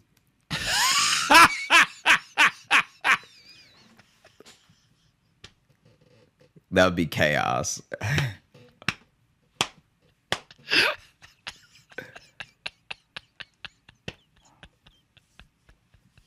That would be horrible. Yeah, that wouldn't be good. That wouldn't be good. Yeah. Oh man. You made me think of one thing though from doctor's office, because I was like, have I had anything weird happen at the doctor's? And just like little things, nothing too big. But there was one that I wasn't here for this, but it was about me weirdly. Mm-hmm. It was after, this is years ago, but I had done a show like in kind of the area of my hometown. A lot of people came out and whatever. And a friend had texted me, a former student actually had texted me and said that there was 2 old people talking about my show in the lobby, and just one of them just said, I'll never pay money to see him again. And I was like, damn, okay. What a brutal review from an old man waiting in a doctor's office. That's what's on his mind, is how little he liked my set. That is truly wild. Isn't that awful? Isn't that fucking awful? That like that's one of those things that is actually like out of a sitcom. Because when you think about it, it would be like if for whatever reason your friend knew two grave diggers and they were digging graves on like a Monday and they were talking about the show and you're like, made me wish I was here. Like, just, it's one of those things where you're like, wait, why would they? When he just texted me out of the blue, I'm like, thanks. Why would you tell me this? Yeah. Cool. No, people truly have no idea what they should and shouldn't tell you sometimes. Absolutely. Yeah. You know, like even when it comes to medical stuff, I've had people tell me way too much when I just ask them if they were okay. Like if I know someone went to the doctor and I ask them, you know, are you all right and everything. Right. Yeah. I've had people tell me like they told me like I was their second opinion. Yeah. They went into so much depth that by the end I was like, I think sound like you have it.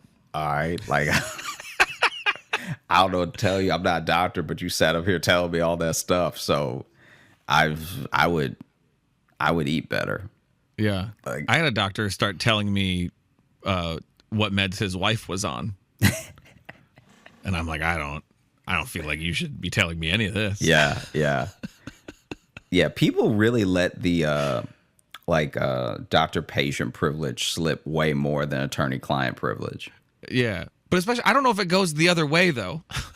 Like What do you him mean? telling me meds his wife's on, like, I'm not beholden to any doctor-patient confidentiality. No, but that's what I'm saying. It's like lawyers are very aware at all times, like, oh, if I tell this person about this thing, I could lose my job. And I feel like even I have friends who became doctors, and they'll tell me stories where I'm like, oof, I don't know if I should know this part. Yeah. That doctor did end up losing his license to prescribe medicine. So that does all check out, I think. My favorite. One second. Oh, I think we froze for a second there. Yeah. I see it. That was genuinely a computer thing because my entire computer freaked out. So that was not. Oh, okay. I think that was not just a connection thing. Well, we've also been having connection lags because we actually had someone from like the internet company in the area show up the other day and just say that like some of the main lines, not even on our house, but some like the main like fiber wire or whatever has been partially eaten by squirrels. So Yeah. Iowa internet, baby. I hope they were electrocuted. I hope so. Oh, God. One of my favorites was this doctor that my friend goes to that's ancient. Like this dude's been a doctor since like bloodletting. Like He was a doctor so long ago, he was also the barber. Yeah. This dude was a doctor when they had those little crow's masks they would wear during the plague. This dude has, he's his doctor, but he also has an arch nemesis. Oh, So you will go to your doctor. You will go to this guy who's your doctor, and he will be looking all up in your ear with the tool, right? With the light, looking at your ear, complaining about the doctor across the street. Oh, that's good. That's good. I like this. This I'm into. But it goes so deep. Like every time he goes to him, he has a story, and every ailment triggers a memory about a time he was at odds with that doctor across the street. Oh, I bet they opened up practice together and then had a big falling out. It really does seem like some Aaron Burr, Alexander Hamilton type stuff where it's like, oh, he gonna shoot him.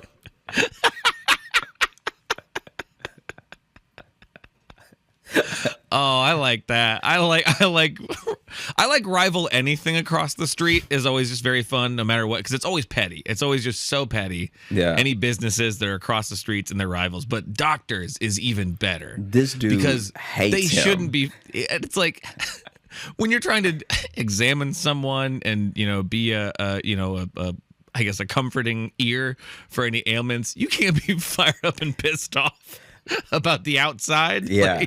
Yeah. This dude, okay. So my buddy told me that there was this one time that he went to him just for like a general checkup, and he's like an ear, nose, and throat doctor. And I guess he's like a general practitioner. I have no idea. Like, I don't actually understand medicine, so I'm not gonna label anything, because I know that even your doctor that you go to for like everything that refers you to the other doctors will still check your ear, nose, and throat. So maybe that's not all he does. But he had the popsicle stick in my buddy's mouth, right? And as he's looking with the light, so he's looking and he's got the popsicle stick, he's got the light, he's like, I saw you the other day. I saw you, walking across the street. You kept walking, but I was scared you were gonna go in. And he said, when he said I was scared you were gonna go in, apparently he put the popsicle stick a little further down his throat.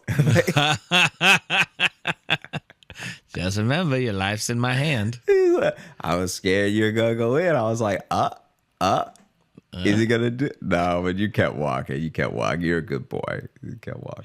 But I do know how to alter lab results. Just putting that out there. Putting that out there. Yeah, it's truly wild. And he apparently, that guy across the street had some like altercation at a conference. So it it runs deep. Like, because he'll be seeing that dude, because I guess that's the same type of doctor. And so he'll be seeing that dude at local conferences. And apparently they had words one time that was not that long ago, because they both old as hell, right? And that's what I really love to see, is old men fight. That's one of life's joys, is when you can watch two old men fight. Yeah, one of the first things we talked about on this show was your joy of old men fighting. Especially if it's two old doctors, because that means they're going to know what they broke. Yeah, they come out with scalpels ready to have a like Jets versus Sharks knife fight. As soon as they land, they know what's hurt. Yep.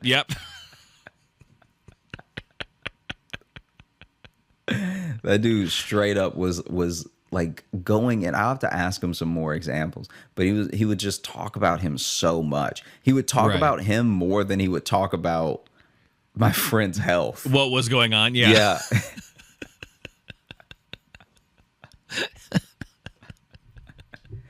Yes, my focus as a practitioner is vengeance. Yeah.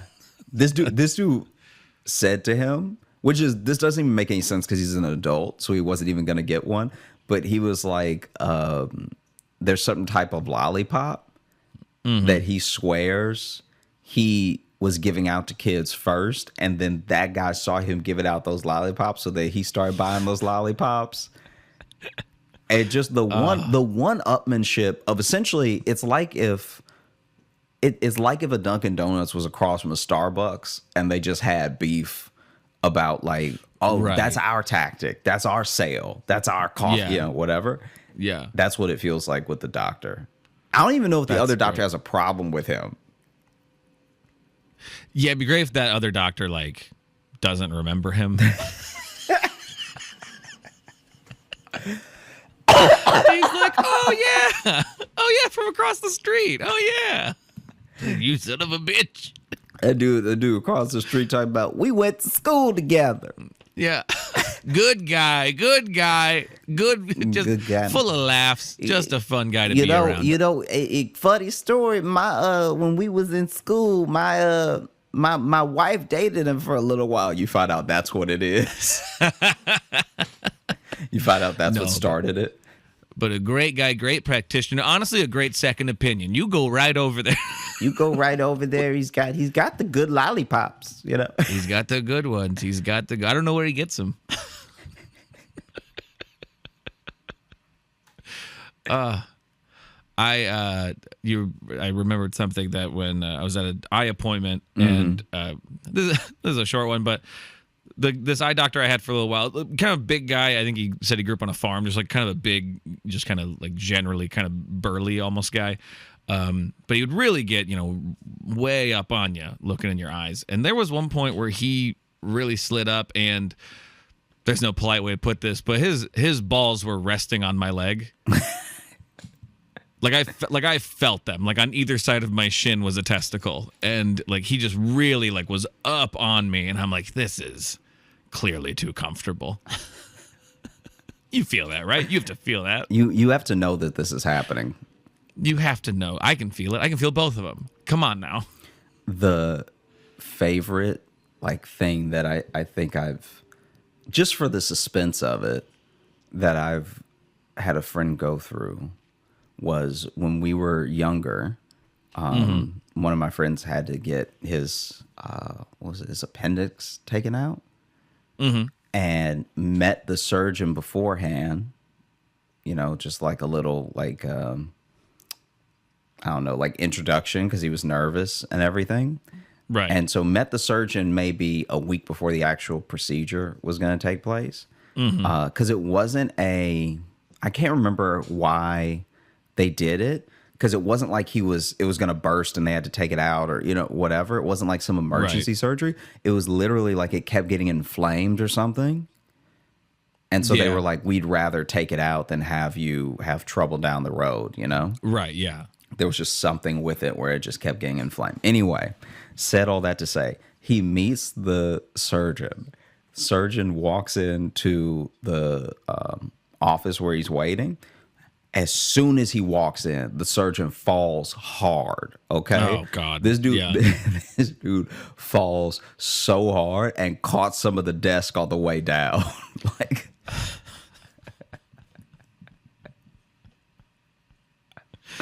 And so he gets up.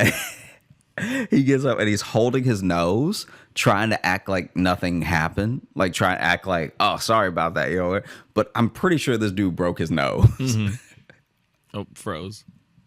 Oh, there we go. Squirrels.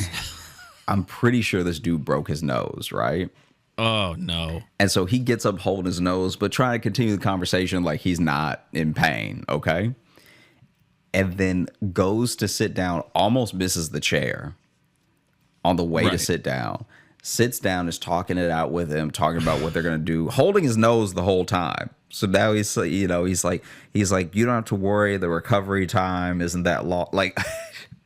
Hand in nose the whole time, right? Bro, just come back. Then just go and come back. And then he thinks it's going to be a halfway decent idea, whatever, right? To show him it's not the real thing, because that would have been insane, but it's like an animated cartoon of what happens, right? So it's not crude at all. It's not like something that's it's like to put him at ease, I guess. I don't know. But anyway, he has two remotes and he cannot figure out which remote is going to make the TV play the video. Guy. And if my buddy was nervous before surgery, that kid went into surgery like, I'm going to die, because this is the clumsiest man I've ever seen. This dude broke his nose when we met. My life is in his very clumsy hands. Yeah, that's... At the very least, you're getting a little bit of his nose blood in you. That was crazy. And then, obviously he had the surgery and he's fine. But leading up to it, because he was telling us, he was like, I'm very nervous. And we were like, oh, I've heard of other kids. And he's like, you don't understand. And then he told us a story. And I was like, ooh, yeah, you might want to. You might just want to have a lawyer on retainer, because you're going to be maimed. Yeah. To be a clumsy and then to to not even be able to properly put on the cartoon. Yeah. Yeah, that's not good. That's not good. You're going home with a watch in your abdomen at the least. At the least. Man, my right side feels so heavy. Just keep feeling this little like tick going. Come on. Yeah. Oof. A little rhythm inside me. I don't know. Yeah, every time I lay on my side, I feel like I'm really sinking into the bed. I do have real quick the difference between a duster and a trench coat. All right, hit us. Because I looked it up. It actually gave me a nice little chart, weirdly. But basically, dusters are longer. They tend to go down longer. Trench coats tend to go to like just below the knee. Dusters longer. Duster coat is usually lightweight, full-length coat without buttons. Trench coat is long, loose, double-breasted coat with a belt. Okay. So literally the little belt is part of it. Dusters are meant to be worn open. Trench coats meant to be closed. So that's where dusters, that's why they're cowboy stuff. They're meant to have a little swagger to you. Yeah. And dusters usually don't have buttons, belts, and pockets. Trench coats have all of the above. So there you go. That's Logan's research corner. That's a new segment before the mailbag. I mean, I'm glad we got it. I'm glad we know now. I don't want the people listening to go out into the world ignorant, embarrassing themselves. Yeah, that's the thing. We raised a question, and we intended on answering it. We got to it. Mm-hmm. That's why you got to listen to the whole show. You never know what questions we'll answer at the end. That's where the knowledge is. That's where it all comes together. That's where all the juice is. That's where all the juice is. Speaking of the mailbag that I mentioned, should we open that? Yeah, let's do it. Okay. How about we do some reviews from Apple Podcasts? We haven't checked in there in a second. How's that sound? Yeah, let's do it. Okay. This first one here, this is bear in mind, this is a 5-star review from Apple Podcasts. This is from username Nastius, which I love. Sounds like the Greek god of nasty. It's the Greek god of stank, Nastius. But 5-star review. The title is Meh. And it says, I honestly couldn't get into it. I'm on my second run through of the available episodes, and I just can't stop laughing.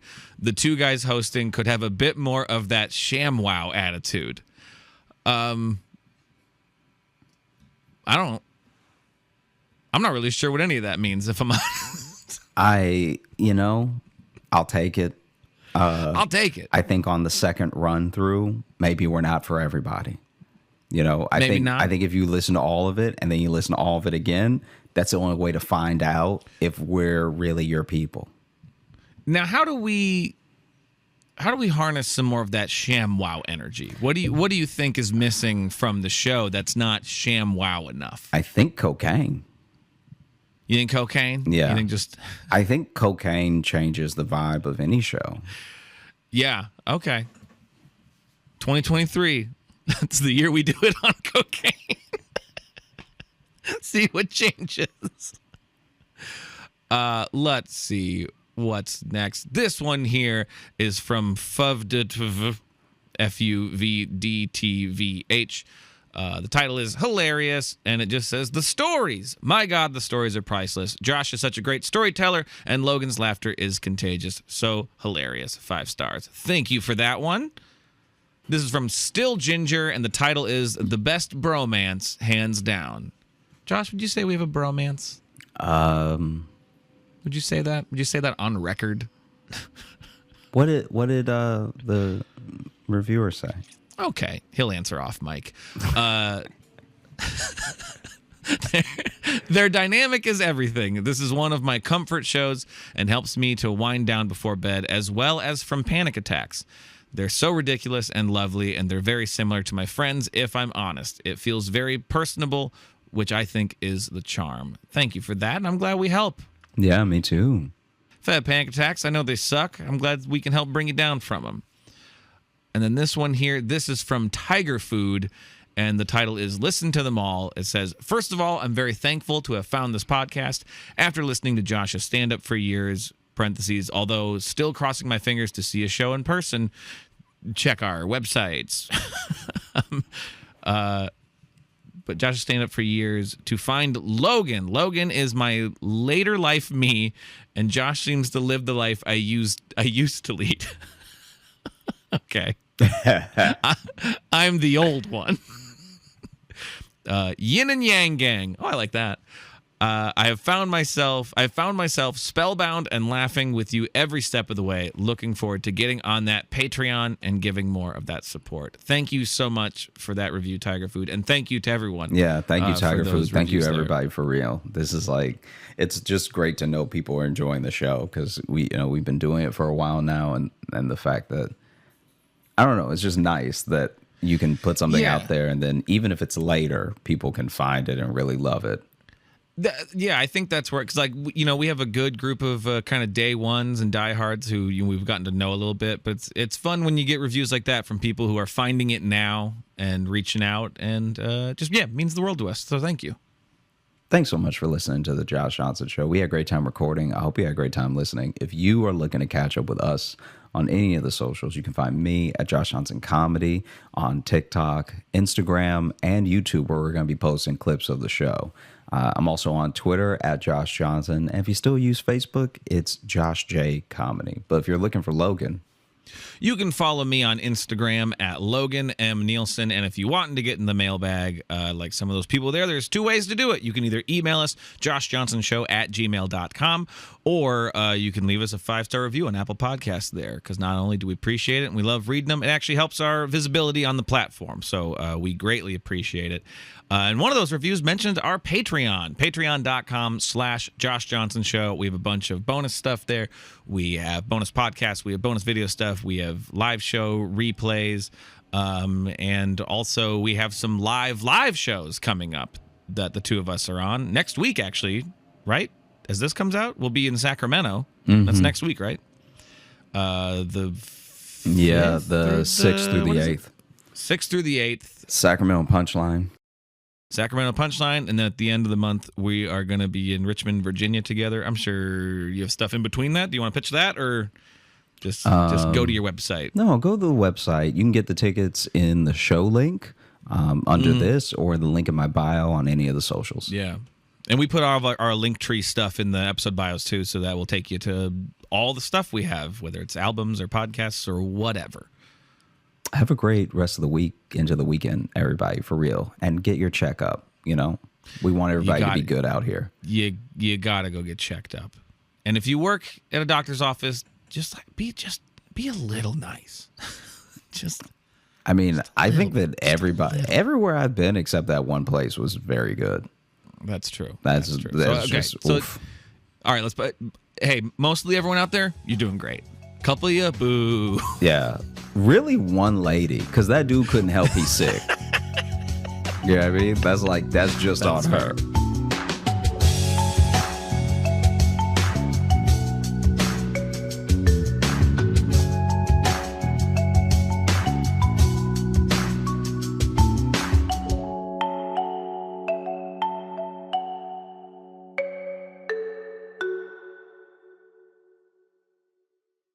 Give it up for Josh Johnson!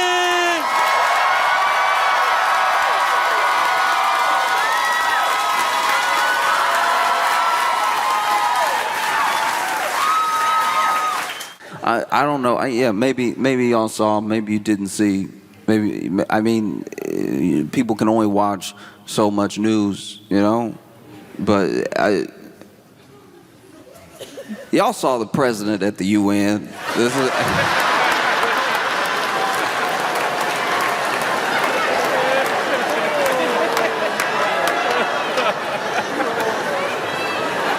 I didn't see everything as it was happening. I heard about some stuff later, right? So then I got a text message from my friend. They were like, "Oh, did you see what happened at the UN?" I'm like, "No, I didn't see what happened at the UN." And they explained to me that, he was getting on escalator, and then the escalator stopped.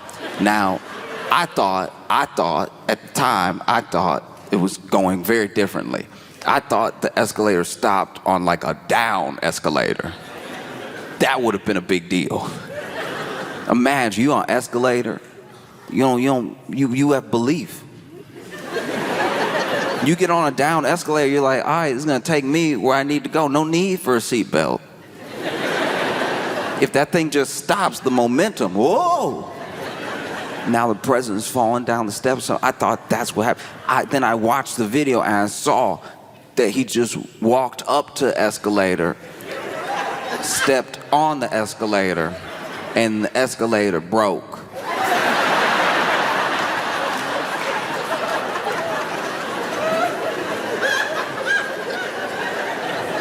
And you saw him stand at the bottom of the escalator like, what?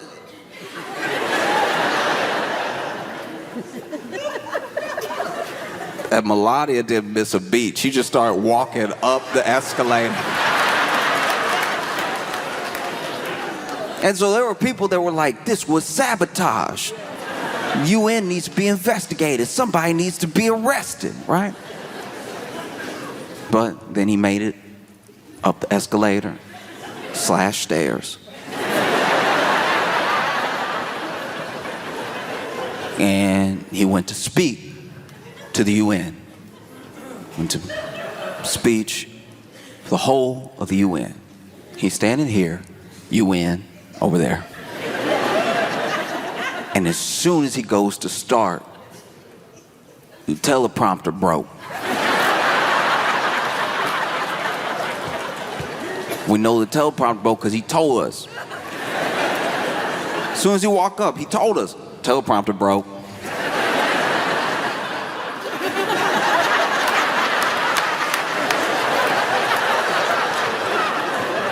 First the escalator, teleprompter broke. Nothing here work. Nothing. No, teleprompter. And it's like, look, if you're delivering a speech and it's been, uploaded to a teleprompter, then teleprompter breaks, all right, like, that is something to be annoyed or caught off guard about. But I'm sitting there watching, like, why do you care that the teleprompter, you're not gonna read it, like you're not. Every speech is off the dome. Every speech you can tell every speech he's over here freestyling every time. Why do you even have a speechwriter? You know the president's speechwriter right now gotta be the easiest job in the world. You just over here typing up chapters from Great Expectations, knowing he's not gonna read it. Knowing he's just gonna go, you know what I mean? He goes off of vibes. What do you care that the teleprompter's broke? You weren't gonna look at it. You might have read the first couple sentences and then been like, you know what? I'm gonna speak from the heart.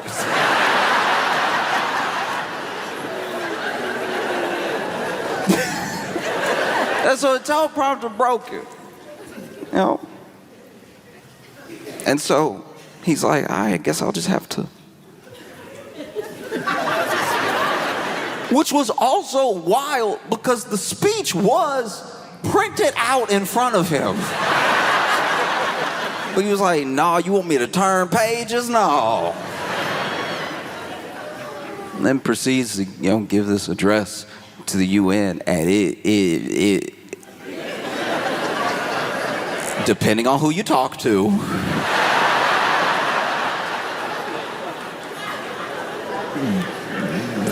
depending on whose opinion you're listening to, it did not go fantastic. Because the energy of the speech was like the normal energy. It was like rally energy, like talking to his base or something. But this is the UN. They don't live here. Like they're not.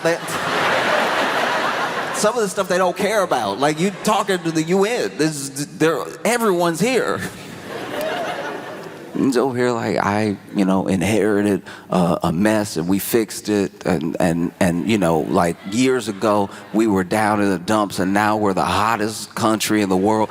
He keeps saying we're the hottest country in the world and I don't know what that means. I feel like even the UN was like, so what? Climate change?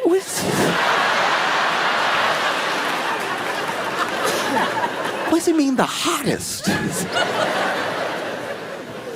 This is also wild because, like, you talking to other countries right now. Why are you dunking on them right now?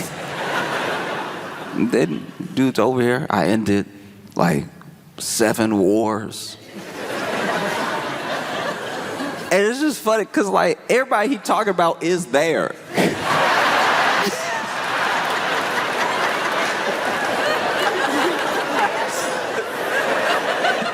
So now some of these countries look at each other across the desk like,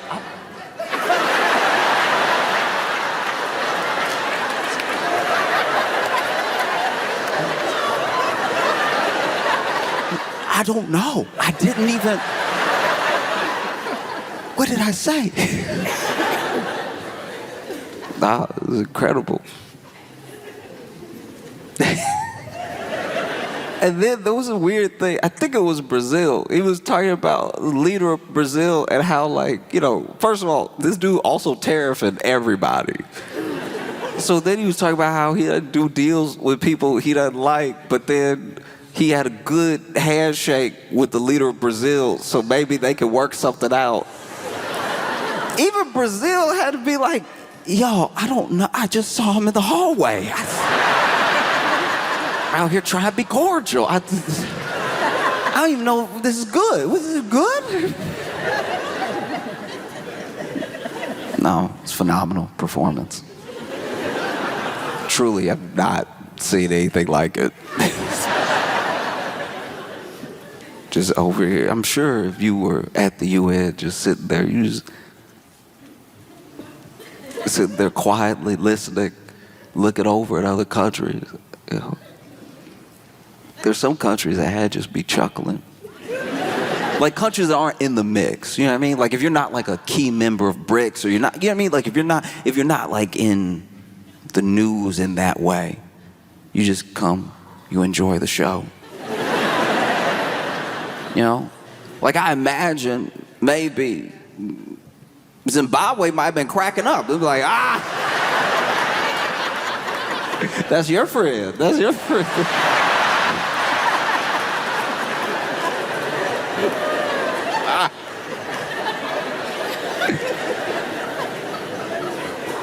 But that wasn't the only incredible performance. That wasn't the only press conference. Because they held a press conference. Because they found it. They found it. They nailed it down. They found the cause. That's what they said. And then we gathered everybody together, got the press conference going on. Looked like it was in the Oval Office. Yeah. And they were gonna talk about the causes that they had found, the root cause of autism. This is what they said.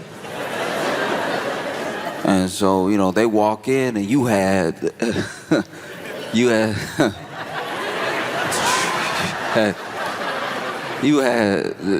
Dr. Oz.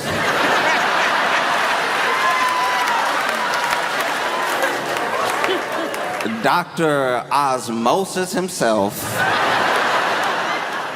You know Dr. Ozymandias. Like, Dr. Oz is standing there. And like, why? How did this happen? If we are just gonna start putting people from TV in real, like, government position, in real medical field, can we at least get somebody from like Grey's Anatomy or something? You know what I mean? Like,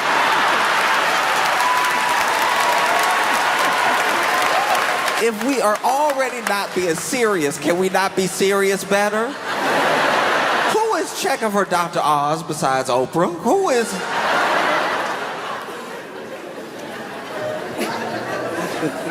He's standing there, doesn't even really look that healthy himself.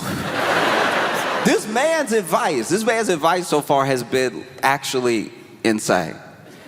They've done interviews with him. He's, you know, spoken to the public. Like, what would you suggest for Americans? The man's out here. If you want to, if you don't, look,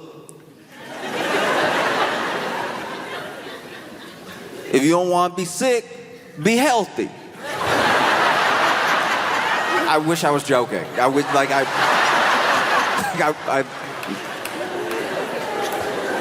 can barely take credit for that one. I changed like 2 words. So you got Dr. Oz from TV on one side. And then you have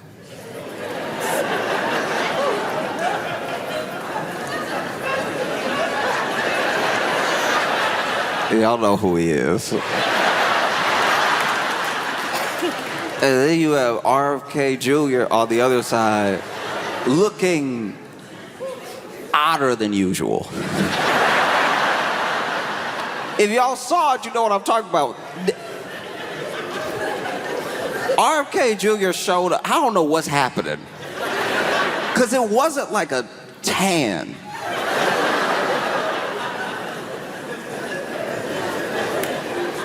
Like he looked like a bruised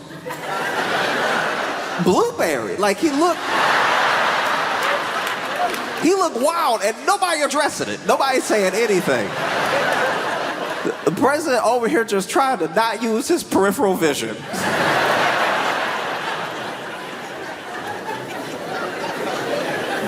RFK Jr. is white. No, that is a white man. He's white. He's a white guy. But that's the first time I've ever seen a white guy and been like, he is colored. Like that.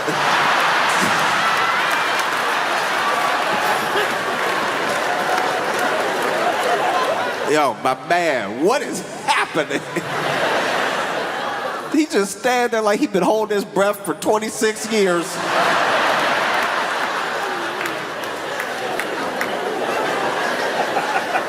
This is very bad. And then, I don't know who told him. I imagine it could have been somebody, higher up, but it could even just been an aide that told the president, okay, you're going to give this press conference, you're going to talk about links to autism, and what you need to do, this is very important, for legal, this is very important for a lot of reasons, what you need to do is say the name of the drug. Then you can go on and say the brand name. But you need to say the name of the drug because the drug is what we're saying is the link, not one particular brand. So there are other like store brands that are this drug. You need to say the drug. Say the drug. You have to say the drug. Okay? Say the drug. And I'm sure he attacked it with that regular, bravado. I'm gonna say it, whatever. Get out of here. Let me work. Let me get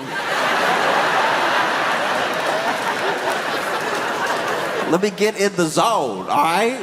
I got you in my ear. I got him over here being purple. Let me work.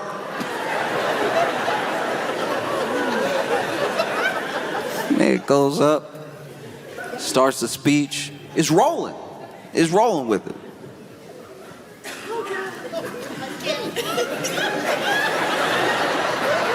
And then he hit a more than 8-letter word.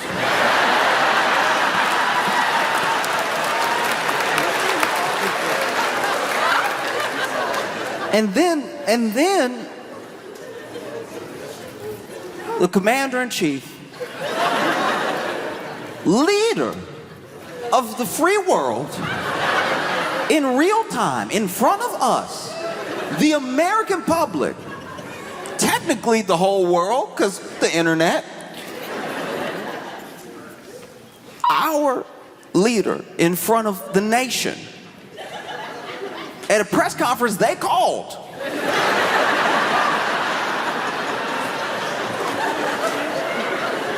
Our leader in real time sounded it out.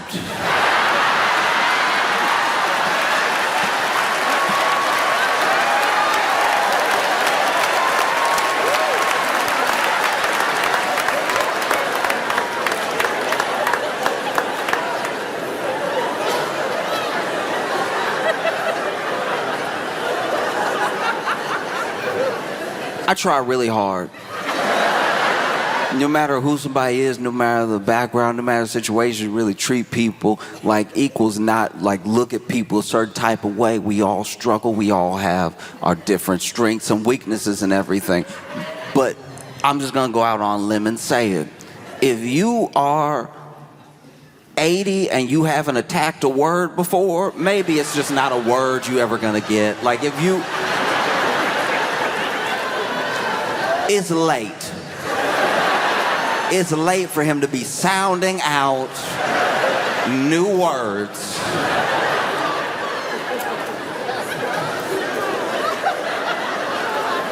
Because the word, he could see the word coming up.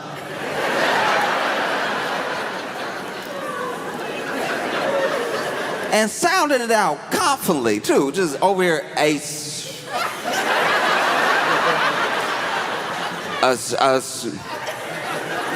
some toast,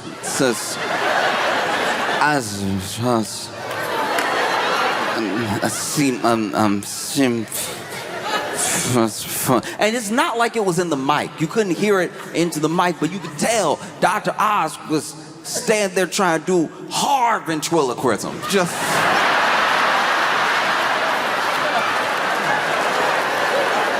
Dr. Oz was standing there like, just open your mouth, let me do it. Just...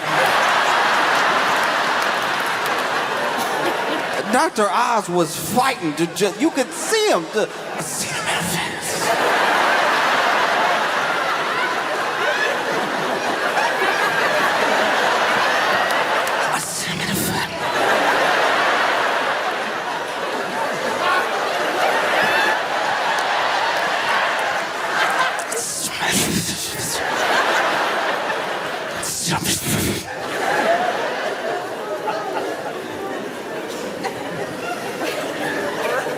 I said, Tom, I see the Trump.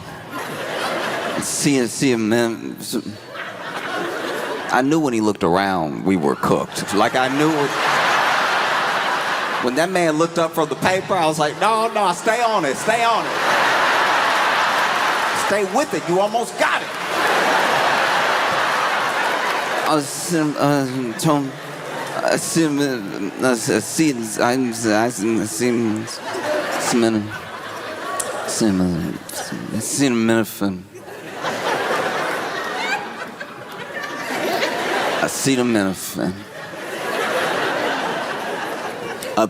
minute. I see the minute Tylenol, and like that.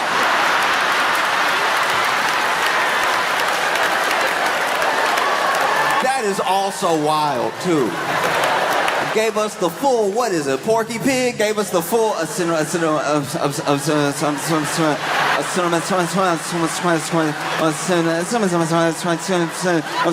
Tylenol. And he was hitting those T's, that Tylenol, extra hard. He was getting his payback with those T's. Tylenol, don't take that Tylenol. When y'all see Tylenol. Because it was rough. It was like, you've been in third grade before. You remember when a teacher, I didn't even know this at the time, but it was basically when a teacher had like a hangover, and so then the teacher would just make y'all read the book to each other. At the time, I really thought it was about learning, and now that I'm grown enough to have friends that are teachers, I'm like, no, you had a bender. That's what this is. Don't try to put this off on the students. You know, you seeing double right now. And so it would be, your turn would be coming up. And you would do a thing. Somebody would be reading over here, and you start counting people and counting paragraphs. And then you read ahead a little bit so that when it's your time to read your paragraph, you're reading your paragraph all fast and everything. People can't even retain the information. Then, There'd always be that one kid.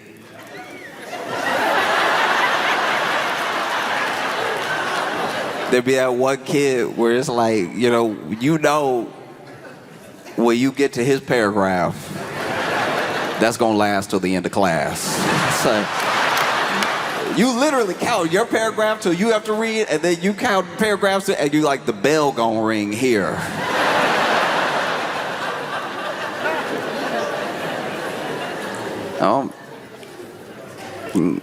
Sometimes to be a kid, everybody learns differently. We all have different abilities, and you do your best to be as patient as possible. I remember, I had one kid in my class that we would do that, and then his paragraph be coming up, and as soon as his paragraph start, everybody's like,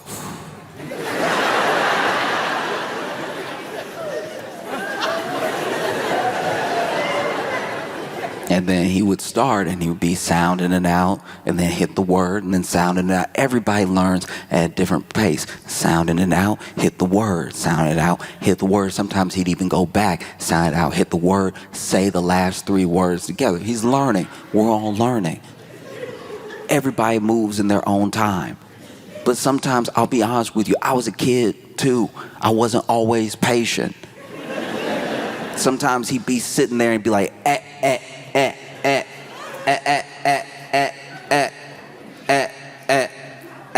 and I'd be like, A, it's A, it's A, it's A, it's A. You already hit it. It's A, it's A. There's nothing left to do. It's A, it's A. It is A. You did it. High five. You did it. It's A. It's only A. And then you grow up and you mature and you realize that everybody's good at stuff. People aren't as good at stuff and everything. Because I'll tell you what, I could read, when I was a kid, I could read, very good at reading. My math wasn't great.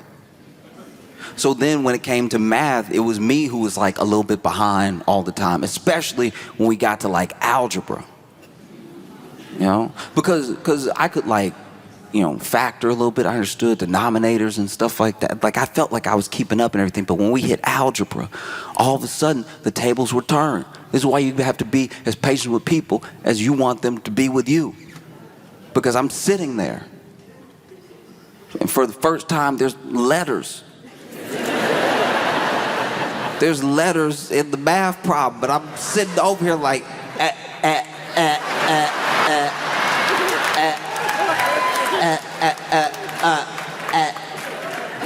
and then he was sitting there like, it's 4, it's 4, it's 4.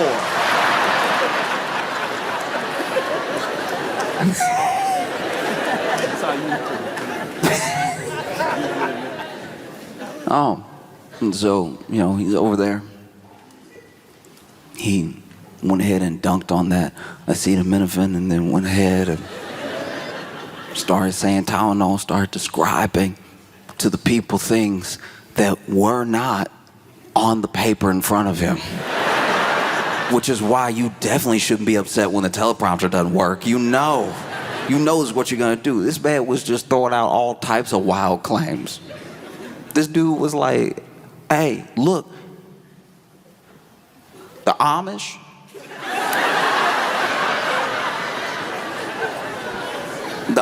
don't have any autism. And a couple times in this press conference, he would say something, then turn to somebody and be like, is that true?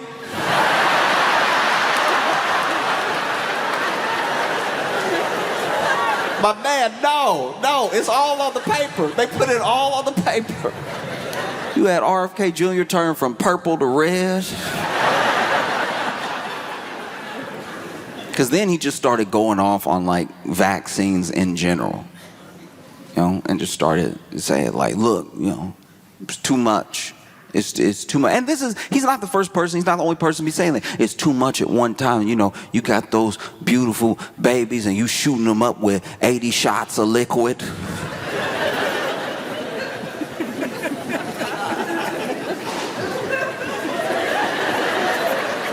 The thing that stuck out to me about the liquid thing is that you could tell he wanted to say juice.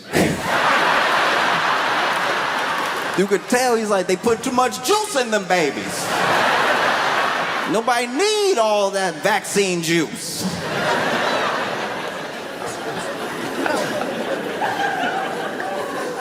No. No, it was truly wild. And then it was over. And then it was over. I can't imagine what it must have been like to be on the board of Tylenol. If you're on the board of Tylenol watching this press conference, you over here probably on a whole roller coaster of emotions. Like, at first you'd be sweating because they had let it slip several times that this is basically what the topic was going to be and what was going to be said. It had been like, you know, pieced out, little flavor, little sprinkle here and there for the media all the way up until that press conference, right? But then, when they actually said it, I'm sure Tylenol was stressing when they said this is what the press conference was going to be about. This is what they were going to talk about. You work at Tylenol, you sitting there, edge of your seat.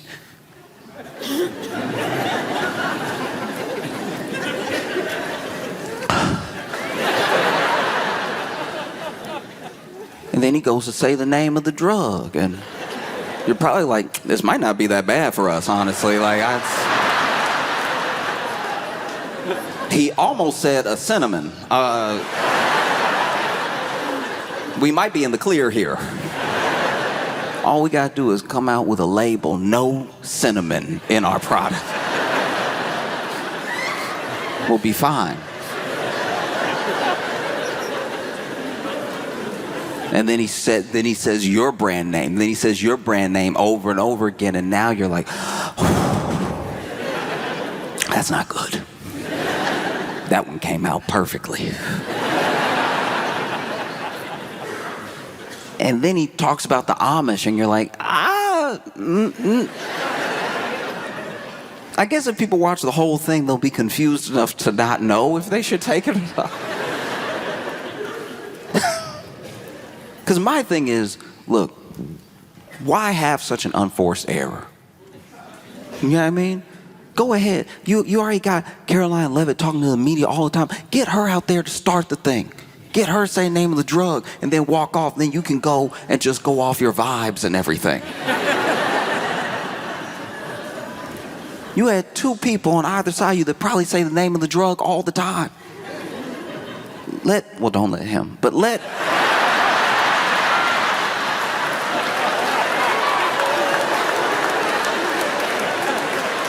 Dr. Oz say it. Let him earn his keep. No, he over here supposed to be a doctor. Got the shortest name I've ever seen.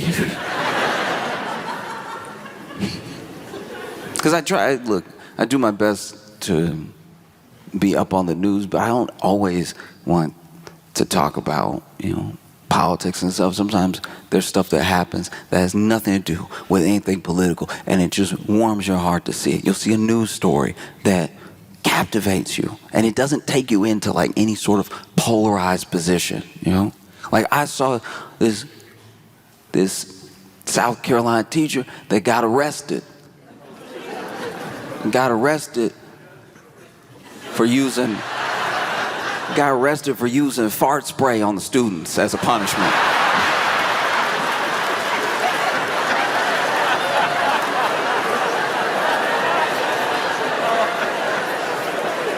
Look, I'm not a teacher. I come from like a family of teachers, people that work in education. And like kids have always and will always drive adults insane. It's like part of the bargain that we have. Is part of the truce, It's like y'all won't do a Lord of the Flies. Y'all just be bad in school. And we'll pay the bills. And look, I can't imagine what it's like to teach, especially now. You have kids who genuinely, because of like lockdown and COVID and stuff like that, missed out on little pieces. You have adults now who missed out on like a full college experience. You also have little kids who missed out on having their friends over and, being able to socialize at a very specific point in their life. So everybody's been like knocked off their kilter a little bit by COVID and by lockdown, not being able to just be with each other. That's just, a fact. And because of how school was going in that time, you have people who are really behind because they didn't have that special attention. You had to do school on Zoom with a bunch of other students, and maybe a kid needed help and they couldn't get it immediately, not in the way you can get it when you're present, I can't imagine what it would be like right now to be in school, sitting there trying to do my algebra like zzz, zzz, zzz, zzz. And so then the kids come back to school and, some of them are excited to see their friends. Some of them are still trying to learn how to socialize. Some of them, maybe aren't as affected as others. But kids will be kids. Kids will be loud. They won't listen, all that stuff. And then what do you do if you're a teacher?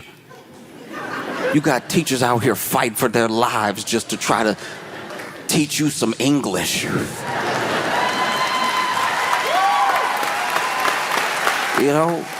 You see videos of it all the time, teachers going through it because students don't want to listen, all this stuff. This is the person that's just trying to make sure you know how to spell. So one day,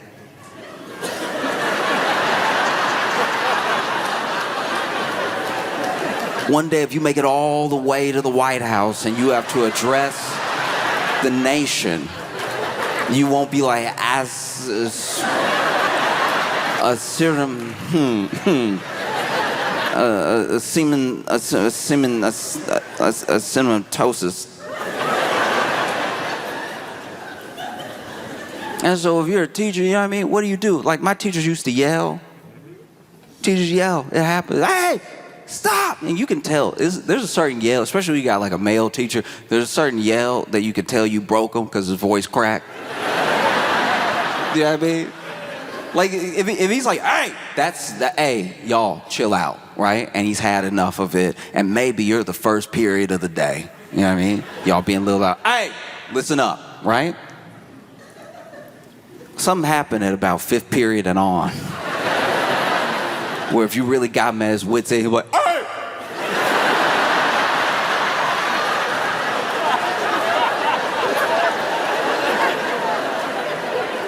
Can't even help you people. That's how you can tell. That's how you can tell when a teacher really at the edge, when they just start talking to the students like they are society. It's like you do your best, You go to a state school to save money because you're not going to make it here. You got a passion for Spanish, so you try to teach it to you knuckleheads. Just truly, teacher ready to cry. Over here, you get that third shut up. Sometimes that third shut up doesn't have any bass behind it. It sounds a little bit, shut up!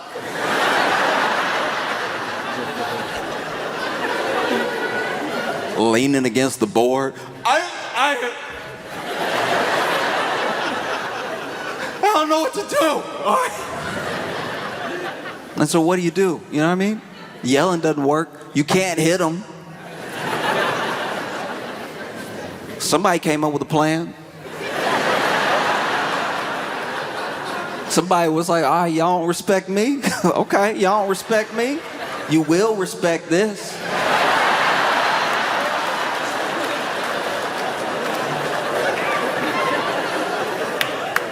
Because I've read different reports. Some reports say he was like doing a prank or whatever. Some reports say he was like mad about whatever. But I'm telling you, he could have done it for any amount of reasons. Maybe this dude didn't take his job seriously. Maybe, he was out here just trying to prank for fun. He's somehow like a teacher's assistant, whatever, and still hadn't grown up. So then he's over here. Ooh, look at you, stinky. Ooh. Ooh, stink butt over here. Ooh. Maybe. But maybe he had enough. You can only take so many spitballs to the back of the neck before you snap. Maybe this dude came in one day and was like, all right, look, I hate that it's come to this, I really do. But please believe me, if you talk all the time or you never talked before, anybody can get it, all right? I'm not gonna lose my voice this week because y'all don't wanna learn. Anybody can get it. Anybody. I'm gonna put it right here. And I'm begging y'all not to test me. As soon as somebody's talking to their friend, he's like, what?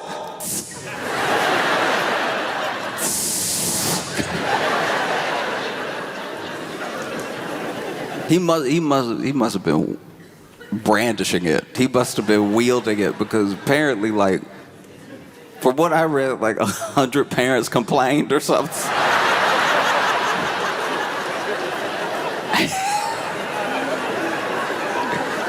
This dude got arrested, and then I think they said like 2 students went to the hospital or something like that.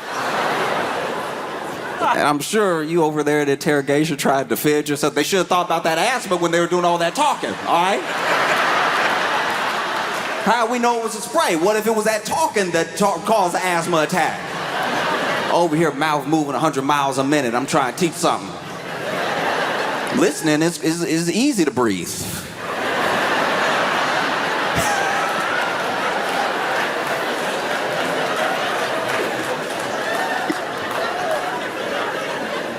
Because I wonder how much he must have done it. You know what I mean? Was it just off of anything? Just one little noise? Huh? Or did he wait? Was he like writing on the board, letting the chatter sort of build? And then that's the thing. When you're a kid in class, you always think you're good if you're just not as loud as the loudest person.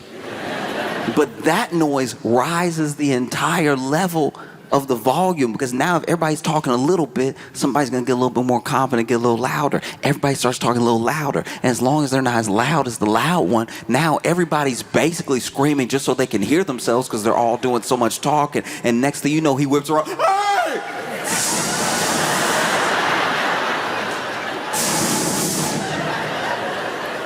Y'all gonna learn today.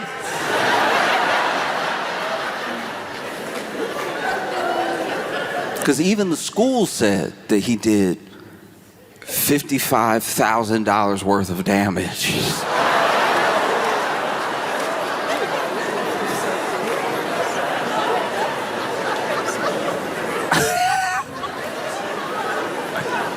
How?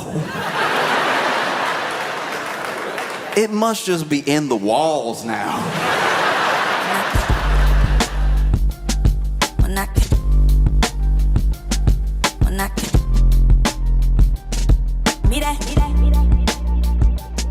When I